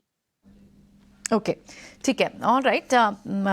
बिल्कुल, इस वक्त आपके टॉप गेनर्स तो सिर्फ आईटी के ही दिख रहे हैं, पहले 5 काउंटर्स, और इनफैक्ट उसके बाद फिर जा रही है रिलायंस जैसे स्टॉक्स पर नजर। लेकिन कंजम्पशन के भी स्टॉक्स बहुत स्ट्रॉन्ग है Ajay. In fact Tata consumer, Nestle, ऐसे बाजार में ऐसा लग रहा है जैसे एक डिफेंसिव मूव होगी, लेकिन अब कंजम्पशन स्टॉक्स भी अपनी ट्रिगर्स पर चलेंगे आई थिंक, क्योंकि वो जो run up to the election और ये चले भी नहीं थे ज़्यादा, तो वो वाला एक जो थीम है उसके चलते कोई और कंज्यूमर कंजम्पशन स्टॉक ऐड करेंगे आप यहाँ पर संतोष? यस, कंजम्पशन स्टॉक में कल से मोमेंटम को मिला है, तो मैं डायरेक्ट कंज्यूमर प्ले तो नहीं, बट जो हाउसिंग से रिलेटेड स्टॉक्स है, होम फर्निशिंग से रिलेटेड, एशियन पेंट्स का मुझे अच्छा लग रहा है। स्टॉक में मोमेंटम नजर आ रहा है, स्टॉक परफॉर्म भी नहीं किया था, लेकिन अब एक ब्रेकआउट नजर आ रहा है, तो इस पर नजर रखना चाहिए। स्टॉक 150 के ऊपर जैसे ही निकलेगा, लग रहा है कि शायद ये 3400 रुपए तक की अपसाइड दिखा सकता है, तो ये स्टॉक में तेजी देखने को मिल सकती है। सिमिलरली पिडिलाइट का भी स्ट्रक्चर बुलिश नजर आ रहा है। एक बार वोल्टास को भी चेक करते हैं, आज वहां पे भी लॉन्ग बिल्टअप अच्छा दिख रहा है और मार्जिन ऑफ सेफ्टी वहां पर भी है। स्टॉक चला ही नहीं है, क्या आप ये चलने के लिए तैयार है? वोल्टास एक बार चेक करेंगे सोनी? जी डेफिनेटली, इसको मैं कल भी एक हमारे रेडार में था और ये कंटिन्यू कर रहा है। इनफैक्ट 900 का जो रेजिस्टेंस था उसको काफी अच्छे से स्ट्रांगली ब्रेक किया है। सो अभी इसका फ्रेश सपोर्ट 900 पे बन जाता है, और यहाँ पे जो व्यू बन रहा है वो 950 to 960 के तरफ पॉजिटिव व्यू बन रहा है। सो यहाँ पे अगर कोई कल से होल्ड किए हैं तो उसको ट्रेड लिए हैं तो होल्ड कीजिए 950 टारगेट्स के लिए, 900 पे ट्रेलिंग स्टॉप लॉस कर लिए। आपको अभी थोड़ी देर पहले TRIL बताया था प्री मार्केट में, देखिए 4.5% ऊपर आज भी ट्रांसफॉर्मर्स एंड रेक्टिफाइड नजर आ रहा है। इनको कल भी एक ऑर्डर मिला है ट्रांसफॉर्मर। हाँ, उसी की बात कर रहा था मैं उस समय। अच्छा, यस यस, यूपी गवर्नमेंट से मिला है, करेक्ट, यूपी गवर्नमेंट से मिला, करेक्ट। हाँ, तो अभी और करेक्शन आ चुका है। हाँ, इसको अगर आप 3 महीने का चार्ट देखेंगे तो एक अच्छा करेक्शन देके नीचे आया, कल ऊपर, आज भी फॉलो अप बाइंग आपको नजर आ रही है। बैंक्स की बात करें, छोटे बैंक्स की बात करें, पार्थिव आरबीएल बैंक 200 वाला 300 एक महीने में हो गया, कोई इसको छूना नहीं चाह रहा था, अभी भी देखिए 290। इसका चार्ट दिखाइए 3 महीने का, आपको मालूम चलेगा इस भाव में क्या बदल गया है। इसमें क्या लोगों का व्यू चेंज हो रहा है आरबीएल पे? आई थिंक पिछले 2 क्वार्टर से तो उन्होंने ये साबित किया और दिखाया है कि डेफिनेटली अभी एसेट क्वालिटी एक इंप्रूविंग ट्रेंड पे है। यही सिमिलर ट्रेंड हमने आईडीएफसी फर्स्ट बैंक पे देखा था। आई थिंक मार्केट काफी लंबे समय से स्केप्टिकल था, unless and until 2-3 quarter consecutively management ने उनकी कमेंट्री बदली, एसेट क्वालिटी अच्छी दिखाई। यही चीज अगर आरबीएल बैंक में हो रही है, मुझे लग रहा है Q3 Q4 तक अगर ये लोग वापस ये प्रूव कर सके कि कोई नया आई थिंक एनपीएल नहीं डेवलप हो रहा है और बुक अभी काफी अच्छी है, रिकवरीज अच्छी है, तो मुझे लग रहा है कि ये बैंक बहुत ही रीजनेबली वैल्यूड है। एक जमाने में 4 प्राइस टू बुक के मल्टीपल पे थी, आज 1.2 टाइम्स के प्राइस टू बुक मल्टीपल पे। कंपनी के पास fee based income credit card business I think एक शानदार बिजनेस है, अगर उसको भी अच्छा एग्जीक्यूट करता है तो मुझे लगता है अच्छी वैल्यू क्रिएट हो सकती है। तो मुझे लग रहा है RBL bank as a risk reward यहाँ से फेवरेबल लग रहा है, लेकिन पोटेंशियली रिस्क ज्यादा है, लेकिन looking at the past track record, लेकिन मुझे लग रहा है कि ये बैंक एग्जीक्यूट करने की क्षमता रखती है। सेंट्रम के नोट के बाद लग रहा है थोड़ा सा तो टाइल काउंटर्स पे एक मूव बनी है। आज भी आप देखें ओरिएंट बेल, जिसको भी सुबह बात कर रहे थे, उसमें 1.5% की मूव है, और इनफैक्ट कजारिया भी आज 1.5% की तेजी के साथ चल रहा है। कल ये तो टाइल काउंटर्स चल रहे थे, साथ ही प्लाईवुड काउंटर्स में भी अच्छी मूव थी। एक बार चेक कर लेते हैं, कोई टाइल काउंटर, प्लाईवुड काउंटर जो आप यहाँ ऐड करना चाहेंगे संतोष? यस, जैसा हमने डिस्कस किया कि मुझे हाउसिंग फर्निशिंग थीम अच्छी लग रही है। एशियन पेंट्स, पिडिलाइट जैसे स्टॉक हमने ब्रॉडर मार्केट में फ्रंट लाइन स्टॉक्स में देखे। ब्रॉडर मार्केट में सेंचुरी प्लाईवुड में एक मल्टी ईयर ब्रेकआउट आया है, तो ये स्टॉक मुझे लगता है आगे भी तेजी दिखाएगा। अभी 830 के आसपास चल रहा है, धीरे धीरे 950-1000 रुपए तक जाने की कोशिश करेगा। उसके अलावा कजारिया सिरेमिक्स का स्ट्रक्चर भी काफी अच्छा। स्टॉक की भी बात पे क्लासिकल कॉन्टिनेंटल फॉर्मेशन का ब्रेकआउट आया, ये भी धीरे धीरे 1520-1540 के लेवल दिखा सकता है, तो इस पे नजर रखिएगा। नीचे आप 1380 के स्टॉप लॉस से इसमें खरीदारी कर सकते हैं। जितने भी पावर वैल्यू चेन के स्टॉक्स है, खैर रुके तो ये कभी नहीं थे, लेकिन थोड़े से साइडवेज होना शुरू हुए थे। आज अब फिर से उनमें आप एक मूव देख रहे हैं। उसमें कई सारे काउंटर्स, जीनस पावर जैसे काउंटर्स, और इनको ट्रांसफॉर्म रेक्टिफायर की भी बात हुई, वहाँ पर फिर से करंट सा दिख रहा है। कोई इस वैल्यू चेन में कोई और काउंटर आप ऐड करेंगे रत्नेश? जीनियस पावर डेफिनेटली काफी एक अच्छा मोमेंटम हमको इसमें कंटिन्यू दिखाई दे रहा है। हायर हाई इसमें चलते जा रहा है, थोड़ा सा कंसोलिडेशन अभी चल रहा है, पर मुझे ऐसा लगता है कि वापस से इसमें एक ब्रेकआउट आने की तैयारी में है। ये 246 के ऊपर जीनियस पावर को जरूर यहाँ पे ऐड करना चाहिए। 246 के ऊपर मुझे ऐसा लगता है इसमें जो टारगेट आएंगे वो 260-265 तक के बन जाएंगे। स्टॉप लॉस लगाएंगे 230 का। ठीक है। इनफैक्ट ऑयल एंड गैस की कैपेक्स रिलेटेड जो वैल्यू चेन है, वहाँ पर भी आपको अच्छी मूव दिख रही है। आप जितने भी स्टॉक्स देखें, बान ऑफशोर देखें, इनमें आपको मूव दिखाई दे रही है, और इनफैक्ट जिंदल ड्रिलिंग जैसे काउंटर्स में आपको मूव दिखाई दे रही है। एक बार पार्थिव से ही समझ लेते हैं। Parthiv, oil and gas capex theme से जुड़े हुए जो काउंटर्स हैं, इसकी वैल्यू चेन में कौन से आपकी प्रिफर्ड बेट्स कौन सी हैं? फ्रैंकली स्पीकिंग आई थिंक जो प्रॉक्सीज है ऑयल एंड गैस थीम के, उससे अच्छा मुझे लग रहा है कि जो अपस्ट्रीम ऑयल की कंपनीज है जैसे कि ऑयल इंडिया, यहाँ पे आई थिंक इन्वेस्टर्स को बेट लगानी चाहिए। बिकॉज एक तो इंडिया डेफिनेटली ट्राई कर रहा है कि एक बार जितना हो सके हाइड्रोकार्बन न्यूट्रल बने, और उस लिहाज से आई थिंक ऑयल इंडिया जैसी कंपनी कंटिन्यूसली कैपेक्स कर रही है उनका प्रोडक्शन लेवल्स बढ़ाने के लिए, और वैल्यूएशन बहुत ही अट्रैक्टिव है एट 5 ट्रिलियन पी मल्टीपल, और अभी जो रियलाइजेशन है काफी हेल्दी है। प्लस वो लोग रिफाइनरी में भी जो कैपेक्स कर वो भी काफी वैल्यू एक्रेटिव रहेगा। तो मुझे लग रहा है यहाँ पे अभी भी क्षमता है कि इन्वेस्टर्स के लिए अच्छे रिटर्न्स बन सके। डिविडेंड यील्ड तो शानदार है, और जैसे जैसे कैश फ्लोज बढ़ता है हमने देखा है कि डिविडेंड यील्ड भी बढ़ता है ये कंपनीज में।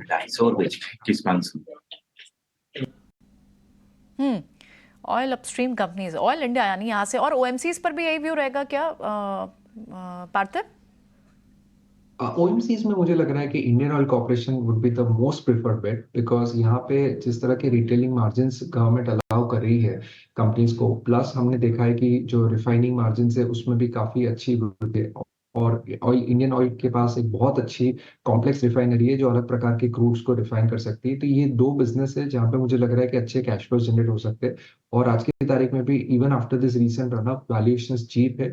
हमने देखा है कि अन्य पीएसयूज कितने रीरेट हुए, तो यहाँ पे मुझे लग रहा है और भी लेग्स है for further growth. In fact chemical अभी सेकेंड डे रनिंग, जैसा कि हमने आपको बताया था आज सुबह, अच्छी फॉलोअप दिखाई दे रही है। इंडसइंड बैंक को एक बार चेक कर लेते हैं। सोनी पटनायक के साथ सोनी 1600 रुपए से 25 रुपए दूर रह गया इंडसइंड बैंक, रिलेटिव बाकी प्राइवेट बैंकों से कम चला है, क्या इस भाव से लें इसको? जी डेफिनेटली यहाँ पे इंडसइंड बैंक काफी अच्छा लग रहा है, आप ले सकते हैं। इनफैक्ट काफी अच्छा रिस्क रिवॉर्ड रेशियो रहेगा। 1540 का एक स्टॉप लॉस आप प्लेस कर सकते हैं एंड टारगेट्स ये काफी अच्छे से 1600 को क्रॉस करेगा। सो 1620 1630 टारगेट्स के लिए आप इसको देख सकते हैं। राइट, ठीक है। अगर हम इसकी बात करें, एस्कॉर्ट्स कुबोटा में भी एक अच्छा सा करेक्टिव फेज आया था, उसके बाद ये रिकवर कर गया। लेके आइए ज़रा एस्कॉर्ट्स कुबोटा को 3100 नहीं 6 महीने का चार्ट लेके आइए। आपको बताऊं, मैं टॉप आउट हुआ था 3200 के आसपास, उसके बाद करेक्ट किया और नहीं 3120 के आसपास से करेक्ट किया, अभी 20-25 के आसपास वापस आता हुआ नजर आ रहा है। लेकिन फर्दर रैली इसके अंदर की है नहीं, ये बताइए आप संतोष, क्या एस्कॉर्ट्स कुबोटा में पोजीशन लें अभी, या अभी एक चाल हो चुकी है तो कुछ और ज़्यादा बेटर लग रहा है? जी वैसे ये करेक्ट होकर के अभी भी अपने सपोर्ट के आसपास ही ट्रेड कर रहा है। आप देखो 3000 से 3050 एक अच्छा डिमांड जोन है, तो कोई रिस्क रिवॉर्ड के हिसाब से देखना चाहे तो रिस्क रिवॉर्ड फेवरेबल है। आप 3050 के नीचे का स्टॉप लॉस मेंटेन कीजिए, यहाँ से बाउंस बैक करता है तो फिर से शायद 3300 तक की अपसाइड देखने को मिल सकती है। ओके, इस बीच रिलायंस इंडस्ट्रीज को आप देखें 1.5% तेज हो गया, तो बाजार को स्ट्रेंथ, तो इंडेक्स को तो स्ट्रेंथ मिलेगी। अब ये रिलायंस एक हेवी वेट ऐसा है जो अभी तक चला नहीं था। बाजार पर कई सारे कंसर्न्स थे अजय इसके लिए कि रिलायंस नहीं चल रहा है, HDFC बैंक नहीं चल रहा है। अब ये जो चलने लग गए हैं तो इंडेक्स की तो और बड़ी, देखिए बाजार जो है ना उस तरफ जा रहा है जो चला नहीं है। कंज्यूमर नहीं चला है वहां जा रहा है, टाइल्स नहीं चला है वहां जा रहा है, केमिकल नहीं चला है वहां जा रहा है, रिलायंस नहीं चला है वहां जा रहा है। चले हुए से निकल के बाजार उस तरफ जाने की कोशिश कर रहा है जो चला नहीं है। IT बहुत ज्यादा नहीं चला है, पिटा था, वहां जा रहा है। तो इससे टिल्ट जो है बाजार का क्लियरली इसी तरफ हो रहा है कि बहुत खिंचे हुए स्टॉक से निकलो और नहीं चले वाले स्टॉक्स के साथ बने रहो। एक बार निफ्टी दिखा दीजिए, मेंटेन है, ठीक है। 15 मिनट टिप्स इंडस्ट्रीज में 6% का सौदे गिरे, 4.5% नीचे। टिप्स इंडस्ट्रीज अभी कुछ दिन पहले हमारे चैनल पे भी आया था, इंग्लिश चैनल पे, काफी अच्छी कमेंट्री दिखे गए। पार्थिव, आप टिप्स ट्रैक करते हैं क्लोजली 350 पे? ये स्टॉक में ट्रैक नहीं कर रहा। Okay, Tips Industries chart check कर लेते हैं। रत्नेश गोयल तो चार्ट चेक कर ही सकते हैं हमारे लिए। रत्नेश बताइए, टिप्स इंडस्ट्रीज 350 का भाव है। टिप्स इंडस्ट्री देखेंगे आगे जरूर, आपने बिल्कुल सही मेंशन करा, इसमें अच्छा बड़ा वॉल्यूम हुआ है, पर थोड़ा सा मुझे ऐसा लगता है कि कहीं ना कहीं थोड़ा सा कंसोलिडेशन की इसको जरूरत है। थोड़ा सा अपने शॉर्ट टर्म मूविंग एवरेज से थोड़ा सा स्ट्रेच करा हुआ है, फिर 335 से 340 के रेंज में थोड़ा सा कंसोलिडेशन करें, यहाँ पे थोड़ा सा वक्त बिताए तो एक अच्छी बाइंग अपॉर्चुनिटी यहाँ पे बिल्कुल हो सकती है, क्योंकि स्टॉप लॉस फेवरेबल बनता है यहाँ से 330 रुपए का। तो इसको जो यहाँ से वापस से कंसोलिडेट कर चलेगा तो 370-75 के टारगेट बनेंगे, तो बिल्कुल एक 330 के स्टॉप लॉस से यहाँ पे एक बेट ली जा सकती है।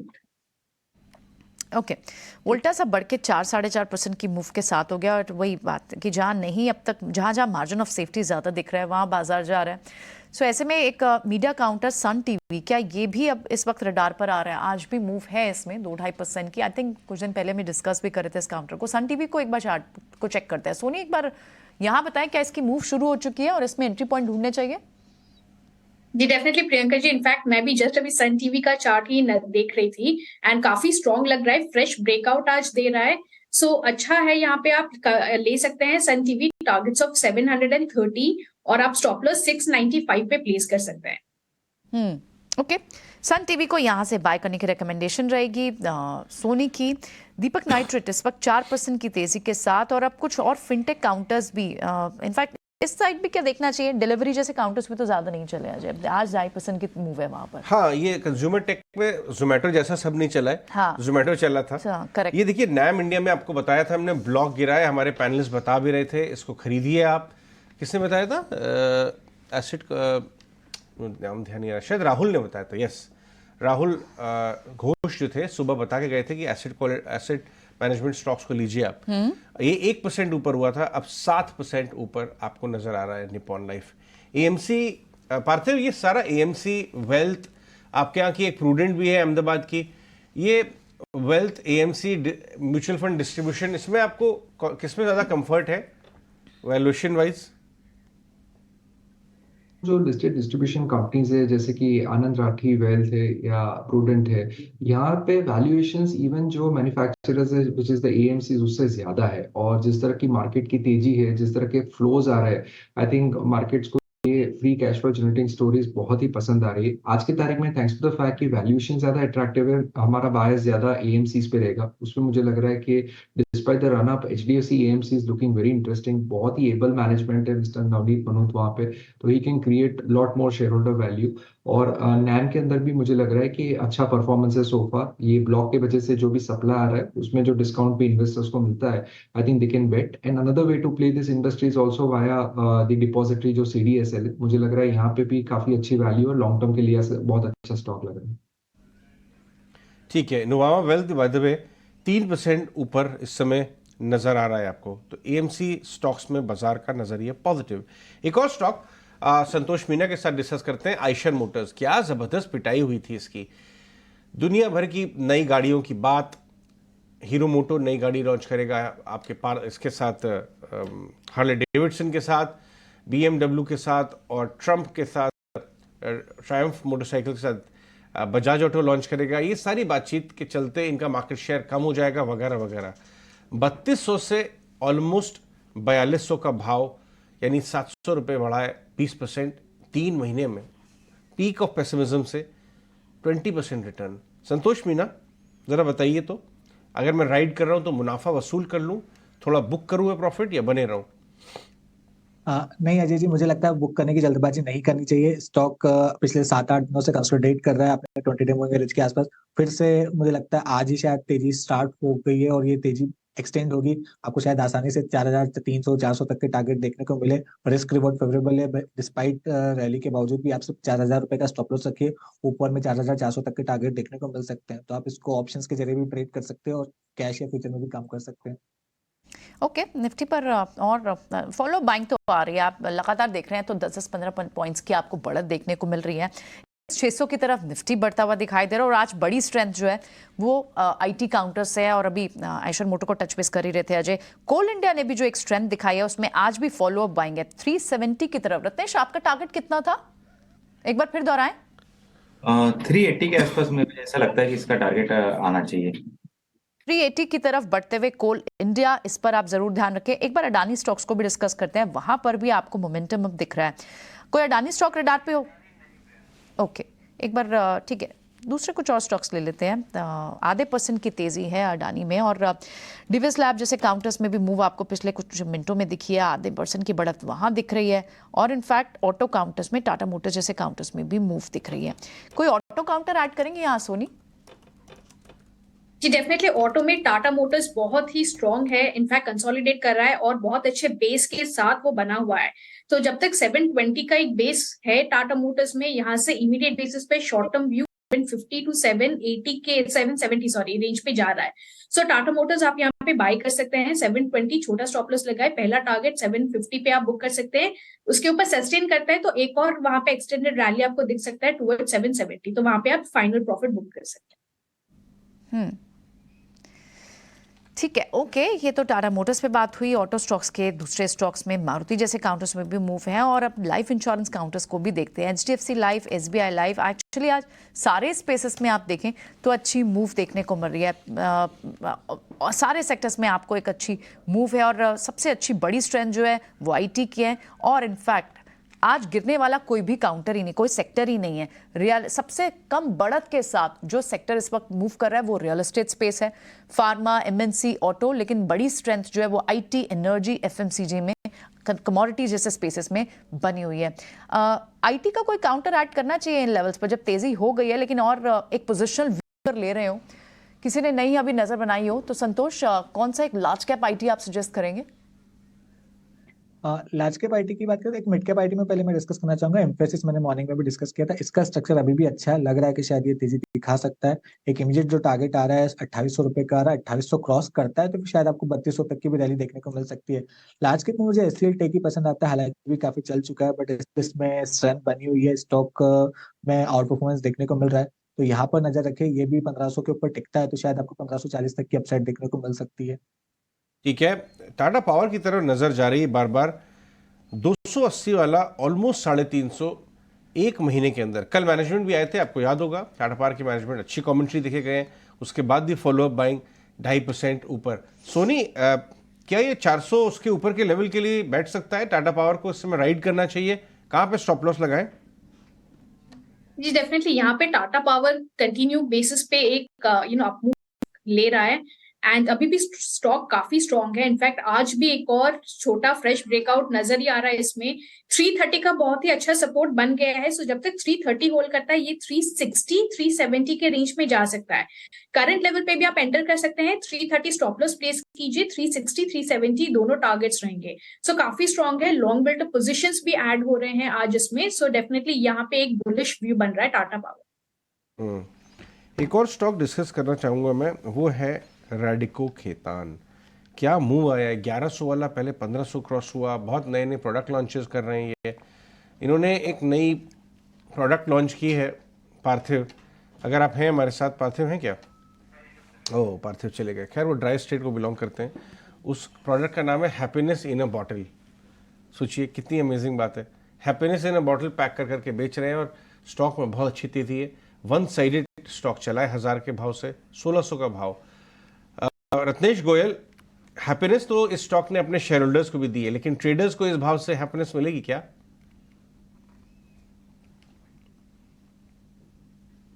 बिल्कुल अजय जी, रेडी को आप देखेंगे तो काफी अच्छा आउट परफॉर्मेंस सेक्टर में दिखा रहा है। अच्छे सपोर्ट लेवल पे आ गया है, तो यहाँ पे बिल्कुल इसको खरीदारी की सलाह रहेगी। 1460 1480 एक स्टॉप लॉस लगा लें मेरे हिसाब से। जो अगर इन्वेस्ट करना चाहते हैं तो ऊपर में वापस से 1700 के लेवल अपने को टच कर सकता है ये। ठीक है, एक बार यूनाइटेड स्पिरिट्स भी दिखा दीजिए। वो उतना तेजी से नहीं चला है, लेकिन चल तो रहा है ये स्टॉक भी। 1100 का भाव यूनाइटेड स्पिरिट्स का हो गया है। एक बार लगे हाथ रत्नेश, इसके भी चार्ट चेक करके बता दें। United Spirits almost 1100। आप देखेंगे यूनाइटेड स्पिरिट में देखें तो इसमें कंटिन्यू हाई फॉर्मेशन जरूर बन रहा है और ये अपनी लीवरेज के साथ नहीं चल रहा है, तो ये भी एक अच्छा बेट हो सकता है। थोड़ा सा इसमें जो थोड़ा सा कंसोलिडेशन में चल रहा है, इस कारण से थोड़ा सा टाइम ले रहा है। तो मेरे हिसाब से 1060 का इसमें स्टॉप लॉस लगाना चाहिए। इसमें जो टारगेट बनेंगे, जो पहला जो टारगेट बनेगा वो 1120 का बनेगा। उसके बाद में फ्रेश ब्रेकआउट आएगा जो इसको 1160 तक लेके जाएगा।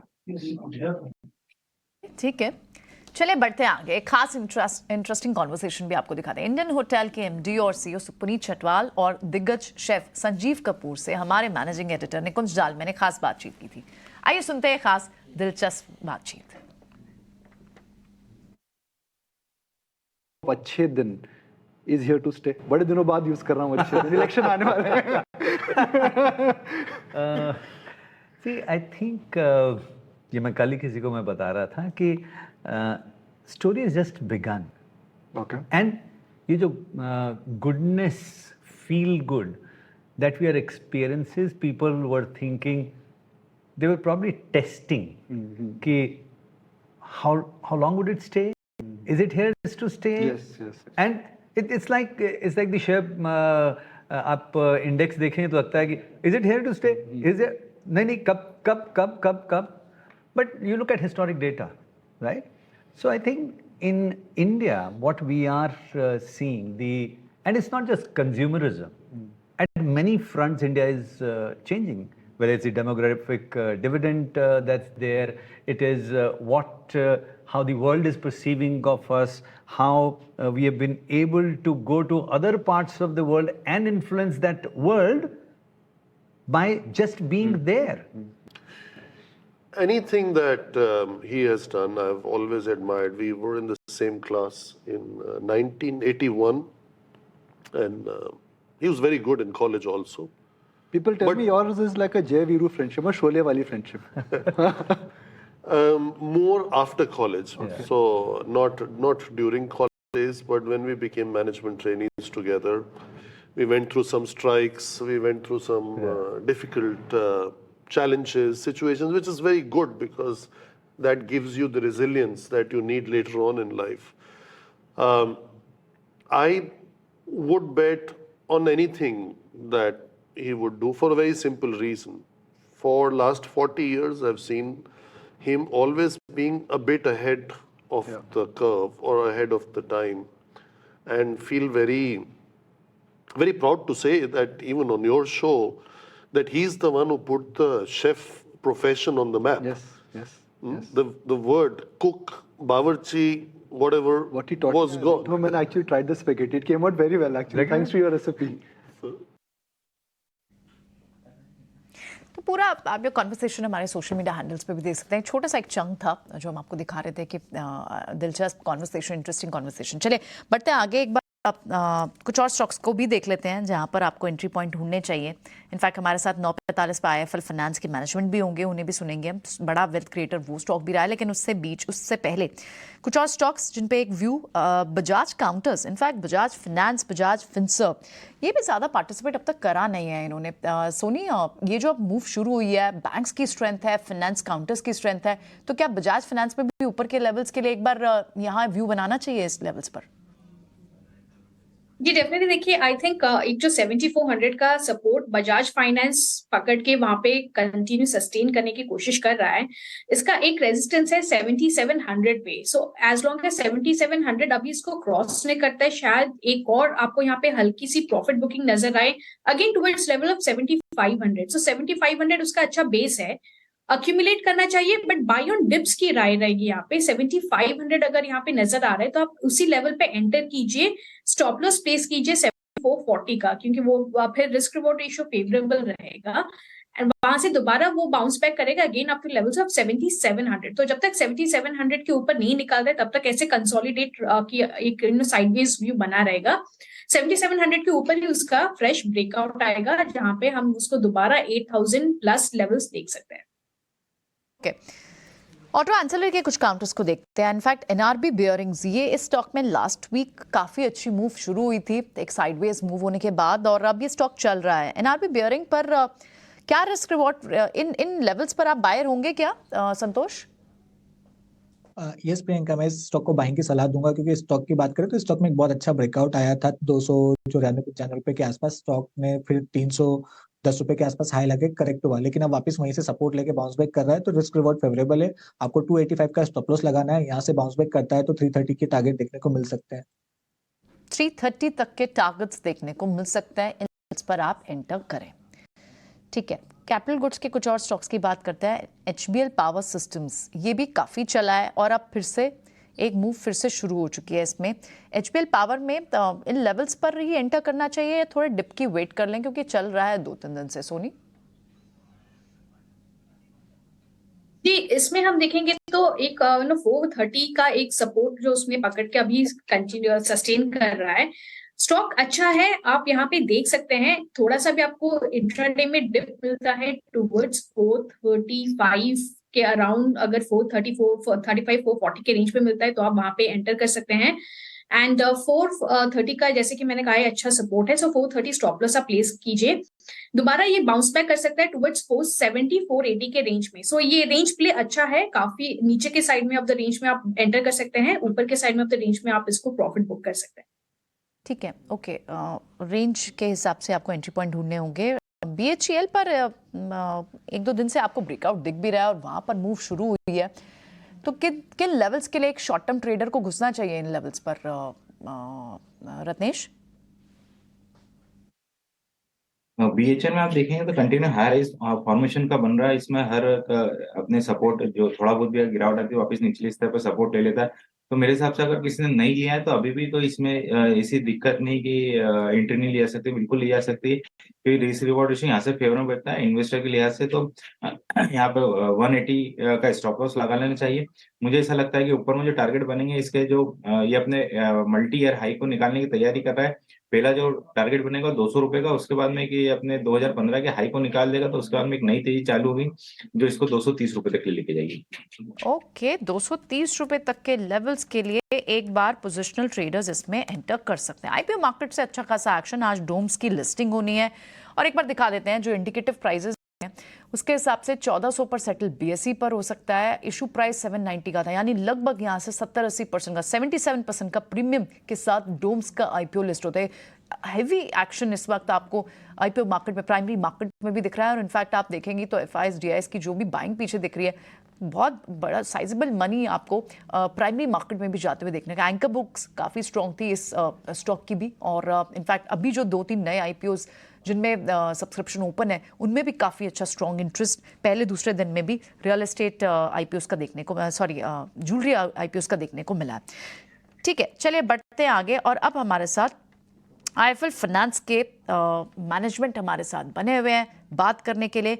मैनेजमेंट के आईएफएल फाइनेंस के एक एनालिस्ट मीट हुई थी हाल ही में। मैनेजमेंट ने गाइडेंस दिया FY25 के लिए, यहाँ से लगभग 25% AUM ग्रोथ की, साथ ही ROA जो रहेगा उनका वो लगभग 4% FY24 के लिए रह सकता है।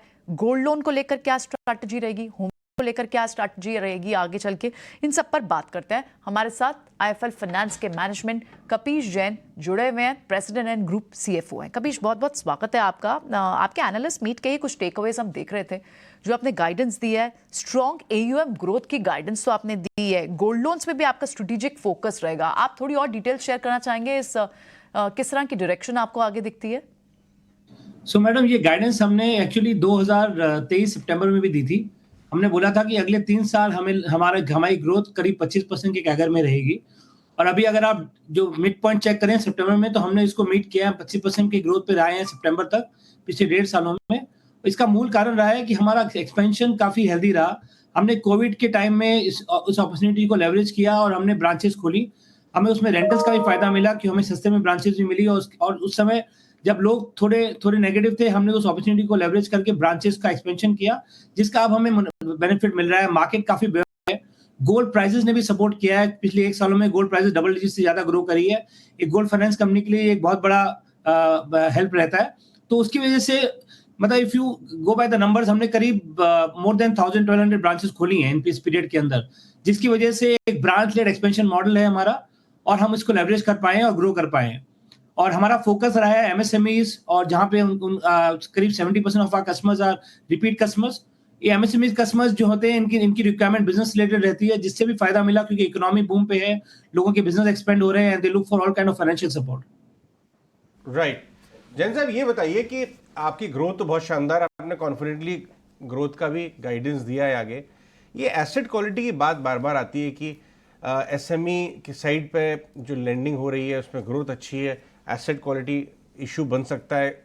हम इस समय साइकिल के कौन से फेज में हैं, कैसे आप एसेट क्वालिटी को कब्जे में बना के रखते हैं अपने एक लेवल के नीचे? अगर आप देखें तो हमारे 4-5 मेन प्रोडक्ट हैं। गोल्ड है, हाउसिंग है, लैब है, माइक्रो फाइनेंस है और डिजिटल फाइनेंस है। इसमें करीब ऑलमोस्ट 75-80% बिजनेस तो हमारा सिक्योर्ड है।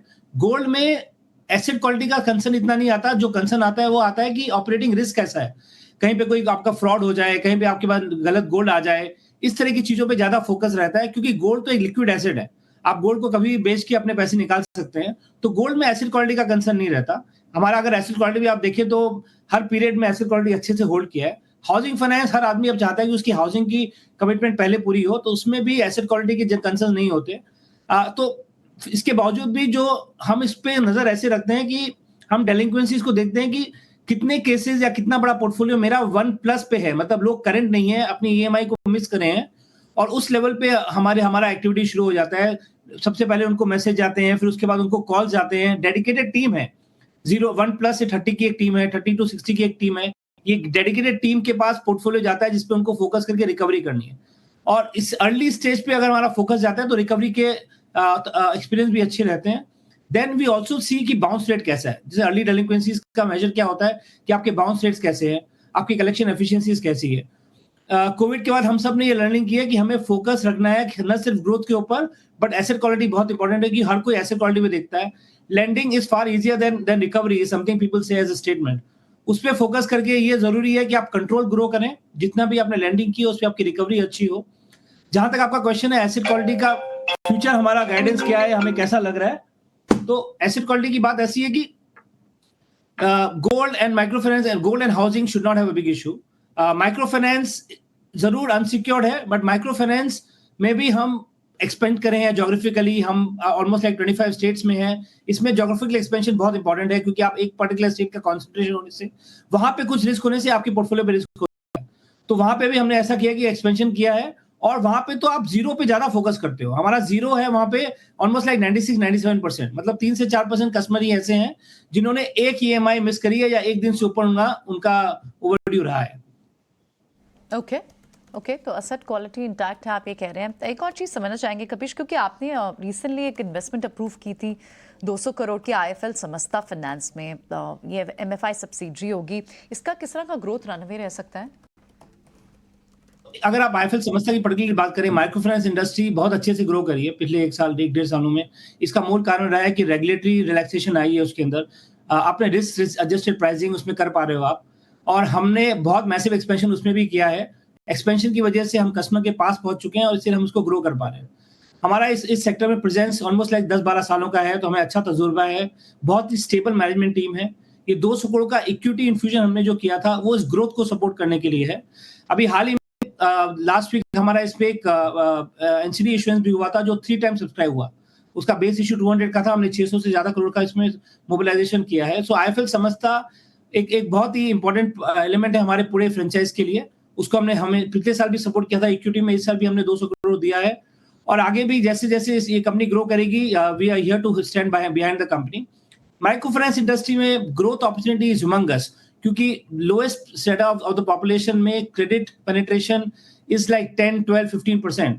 तो अगर आपने कंट्रोल तरह से लेंडिंग करी इसके अंदर और अपने एसेट क्वालिटी पे अच्छा होल्ड रखा और रिकवरीज एंड कलेक्शन को टाइमली मॉनिटर किया, तो बहुत अपॉर्चुनिटी है इसमें in near term for next 2-3 years to grow at a good pace.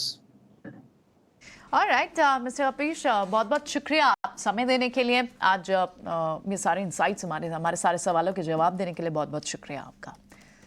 चलिए बढ़ेंगे आगे, कुछ और स्टॉक्स भी देखते हैं। इनफैक्ट अब आप अगर मिड स्पेस में भी देखें, जो फाइनेंसर्स हैं, NBFC या फिर लेंडर्स हैं, उनमें भी आपको मूव दिख रहे हैं, क्योंकि बैंक्स और फाइनेंस में आज स्ट्रेंथ है। एक बार AB कैपिटल को भी डिस्कस करते हैं। ये एक रेंज में रहा अच्छी मूव के बाद, जब से वो RBI टाइटनिंग की बात हुई। अब ये स्टॉक जो चलना सिर्फ 6% चला पिछले 6 महीनों में। आदित्य बिरला कैपिटल पर क्या इस वक्त सोनी एक व्यू बनेगा पॉजिटिव? चार्ट्स क्या कह रहे हैं? प्रियंका जी, चार्ट्स और ऑप्शंस डेटा अगर मैं देखूं तो आदित्य बिरला कैपिटल में 170 का एक रेजिस्टेंस नजर आ रहा है। वहां पे कॉल राइटर्स अभी भी एक्टिव हैं और इतना पोजीशंस अनवाइंड किए नहीं अभी तक। सो जब तक 170 को एक डिसाइसिवली ब्रेकआउट नहीं देता है, उसके ऊपर सस्टेन नहीं करता है, तो AB कैपिटल में थोड़ा यहाँ पे वीकनेस और बना रह सकता है। 160 का एक अच्छा सपोर्ट है करंट लेवल से। 160 को अगर ब्रेक कर जाता है तो और भी वीकनेस देखने को मिल सकता है। सो यहाँ पे फ्रेश एंट्री के लिए एक 170 का लेवल इंपॉर्टेंट है। 170 को ब्रेक करने के बाद ही यहाँ पे एक फ्रेश एंट्री ले सकते हैं, तो वेट एंड वॉच की सलाह रहेगी फिलहाल। राइट, ये बीटन डाउन स्टॉक्स वाला जो थीम है, अगर आप वोल्टास को भी नज़र डालें तो वोल्टास में भी एग्जैक्टली यही हुआ था। इन्होंने गाइडेंस काटी थी, बहुत ज़्यादा मार्केट शेयर लॉस हुआ था इनका, और ये जो बहुत ज़्यादा अगर आप वेदर पैटर्न भी देखें, गर्मी सर्दी कहीं बारिश हो रही है, कुल मिला के वोल्टास की पिटाई हुई थी। अब ये बीटन डाउन स्टॉक बहुत शानदार तरीके से रिबाउंड कर रहा है। पिछले एक हफ्ते में 10% से ऊपर गेन कर चुका है और आज भी 5.5% ऊपर है। संतोष जरा वोल्टास के चार्ट पैटर्न देख के बताएं। मुझे याद आ रहा है आपने कुछ दिन पहले बोला था वोल्टास के बारे में कि इसका समय आ रहा है। इसका समय तो काफी बनता हुआ नजर आ रहा है। क्या भाव लगता है, 1000 क्रॉस होगा शॉर्ट टर्म में? यस अजय जी, इसने बिल्कुल परफॉर्म नहीं किया था। बिल्कुल क्लासिकल बॉटम बनते दिख रहा है। स्टॉक में एक ब्रेकआउट आया है 925 रुपए के आसपास, तो लग रहा है कि शायद ये तेजी एक्सटेंड होगी। उसके जो एक्चुअल टारगेट आ रहे 1050 रुपए तक के आ रहे हैं, तो करंट लेवल से भी 100 रुपए की तेजी और बनती है। हो सकता है तेजी के बाद बीच में कुछ दिन आप कोई दिन आपको कंसोलिडेशन देखने को मिले, पर जो करंट स्ट्रेंथ है वो दिखा रही है कि स्टॉक में 1050 तक की अपसाइड आसानी से देखने को मिल सकती है। तो स्टॉक के साथ बने रहे, और कोई पुल बैक मिलता है तो और खरीदारी के मौके ढूंढना चाहिए। ओके, JSW एनर्जी में आज 8% की मूव दिख रही है आपको। थोड़ा स्लगिश रहा है पिछले 2-3 दिन से because of a negative impact news. यहाँ से अब जो एक थोड़ा सा गैप 6-7% का गैप क्रिएट हुआ पिछले शुक्रवार से लेकर अब तक, 1.5% ये ऑलरेडी चल चुका है। क्या एक गैप ऊपर दिख रहा है आपको सोनी, यहाँ से एंटर करेंगे? जी, JSW एनर्जी में अगर मैं देखूं तो जो भी उसका एक मोमेंटम था, अभी भी एक साइडवेज मूवमेंट में कंटिन्यू कर रहा है। इनफैक्ट एक रेजिस्टेंस है 445, तो जब तक 445 को क्रॉस नहीं करता, यहाँ पे फ्रेश एंट्री करने की नहीं सलाह रहेगी, इंतजार करना चाहिए। 445 अगर ब्रेक करता है तो ही आप एंटर कर सकते हैं, उसके ऊपर वो 470 480 के तरफ जा सकता है। नीचे के साइड देखेंगे तो रिस्क रिवॉर्ड रेशियो के अनुसार थोड़ा सपोर्ट बन रहा है 400 पे जाके 400, सो एनीवे क्लोज टू 410 आप देख सकते हैं। अगर डिप मिलता है तो ही एंटर करना बेटर रहेगा। अभी फिलहाल वेट एंड वॉच की सलाह रहेगी। No problem. जब एंटर पॉइंट फेवरेबल मिले तब एंटर कर लेना चाहिए। क्या इंडिया सीमेंट्स में एक फेवरेबल पॉइंट दिख रहा है फिर संतोष? ये का इंडिया सीमेंट में देयर इज समथिंग, कुछ ना कुछ चल रहा है इसमें। हालांकि बहुत जल्दी बैन में आ जाता है, स्टॉक में स्ट्रेंथ भी है, लोअर कहीं ना कहीं इसमें एफ&ओ स्पेस में बाइंग देखने को मिल रही है। और 255 एक बहुत ही अच्छा सपोर्ट है। 280 के ऊपर निकलेगा तो शायद ये इसके जो 300 रुपए के लेवल दिखा सकता है। तो जो हाई रिस्क ट्रेडर्स है वो स्टॉक में बैट कर सकते हैं। नीचे आप स्टॉप लॉस लेके चलिए 260 के नीचे का, ऊपर में 295 300 तक की अपसाइड देखने को मिल सकती है। आज इंडिगो में थोड़ी कमजोरी दिख रही है। क्रूड भी रिबाउंड किया है, मौका दे रहा है शायद ये 2960 के आसपास इंडिगो आ गया है। लेके आइए जरा इंडिगो के चार्ट के आइए संतोष बाबू, इसमें वापस एंट्री का मौका कहाँ लगेगा? वापस एक बार 2900 तक मिलेगा या उसके पहले? यस अजय जी, इंडिगो में हमने एक अच्छी रैली देखी है, बट अभी ये जो 3000 के आसपास का साइकोलॉजिकल लेवल है कि ट्रेंड लाइन रेजिस्टेंस भी है, तो हो सकता है यहाँ से कुछ प्रॉफिट बुकिंग देखने को मिले। लेकिन अगर कोई प्रॉफिट बुकिंग देखने को मिलती है, नीचे आपको 2850 के आसपास मिल जाता है, यहाँ से कभी अगर 100 रुपीज का करेक्शन आता है तो एक री एंट्री के लिए बहुत अच्छा मौका बनेगा, क्योंकि ओवरऑल स्ट्रक्चर बुलिश है इस काउंटर का। और जिस दिन इसने 3000 रुपए के ऊपर एक डिसाइसिवली क्लोजिंग दी तो फिर एक और शॉर्ट कवरिंग रैली बनेगी जो इसको 2500 रुपए तक लेके जा सकती है। ओके ऑल राइट, ठीक है। इंडिगो की बात हुई, एक बार स्पाइस जेट को भी देख लेते हैं। इंडिगो के साथ आजकल स्पाइस जेट को भी देख लेना चाहिए। आज उनका वो भी है ना, एजीएम भी है। हाँ, आज एजीएम है स्पाइस जेट। 23-24% चलने के बाद आज थोड़ा सा 1.5% नीचे है। ठीक है, बड़ी मूव चल चुका है। एजीएम पर एक बार नजर रहेगी कि क्या निकल के। उन्होंने लेटर ऑफ इंटेंट तो बता ही दिया कि वो इंटरेस्ट दिखा रहे हैं गोफोर्स में। ठीक है, बढ़ते आगे। एक बार ओएमसीज की बात कर लेते हैं। ओएमसीज में भी अच्छी मूव है, एचपीसीएल, बीपीसीएल, और ये चले हैं। और इनफैक्ट अपस्ट्रीम काउंटर सारे अभी हमें बता के गए भी पार्थिव। लेकिन ट्रेडिंग बेट जिस तेजी के साथ एचपीसीएल, बीपीसीएल चल रहे थे पीछे, अभी थोड़ा सा मोमेंटम जरूर फ्रिजल आउट हुआ है। इस बार जिन्होंने नीचे से ले रखा है वो अभी भी होल्ड रहे हैं। सोनी जी डेफिनेटली आप होल्ड कर सकते हैं, बिकॉज दोनों स्टॉक्स इस काउंटर में काफी अच्छे से एक कंसोलिडेट कर रहा है। सो होल्ड करने की सलाह डेफिनेटली रहेगी। यहाँ पे हम अगर बीपीसीएल की बात करें तो 440 का एक अच्छा सपोर्ट है, तो 440 के ट्रेल स्टॉप लॉस पे आप ट्रेल कर दीजिए, होल्ड कीजिए। ये बाउंस कर सकता है टुवर्ड्स 470 480 अगेन, सो आप उसी लेवल पे अपना प्रॉफिट दोबारा बुक कर सकते हैं। रेंज प्ले हो रहा है यहाँ पे एंड काफी अच्छा ब्यूटीफुल साइडवेज मूवमेंट है, सो रेंज का फुल फायदा आप यहाँ पे उठा सकते हैं।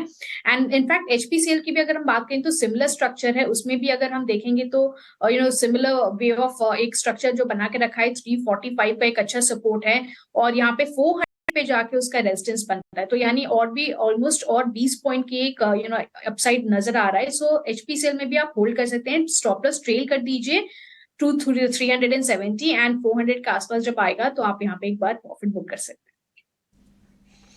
ओके, ये इंडिया बुल हाउसिंग के स्टॉक को लेके आइए। थोड़ा प्रेशर आ रहा है वहाँ पे। गवर्नमेंट ने आरबीआई ने एक्चुअली कुछ रेगुलेटरी फ्रेमवर्क में थोड़े से बदलाव किए हैं और उन्होंने बोला है कि डाउनटिक एआईएफ्स में इन्वेस्ट नहीं कर सकते। हाँ राइट, ये न्यूज़ आई है, करेक्ट। हाँ। उसके वजह से इसमें एक फॉल आया, लेकिन उतनी ही शार्प रिकवरी भी आ गई। शार्प रिकवरी की बात करें तो एक शानदार लिस्टिंग आपको नजर आ रही है डॉम्स में। 70%, 78, 80% ये पकड़ लीजिए, ऑलमोस्ट डबल 1400 रुपए के भाव पे लिस्टिंग।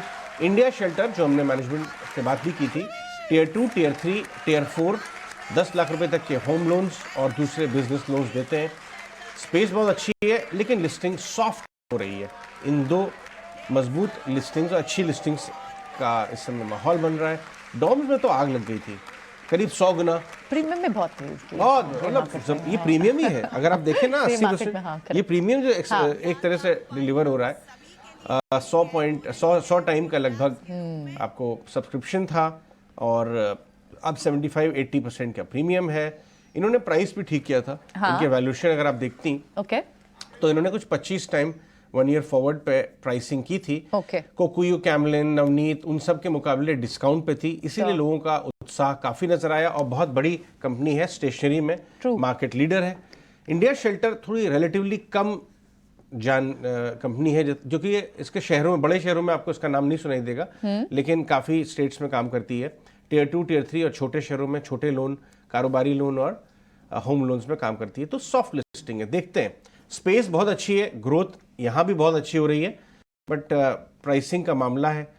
डॉम ने अच्छी प्राइसिंग की, सॉलिड लिस्टिंग, वहाँ सॉफ्ट प्राइसिंग हो गई, तो थोड़ी सॉफ्ट लिस्टिंग। तो ये माहौल बनता हुआ नजर आ रहा है आपको।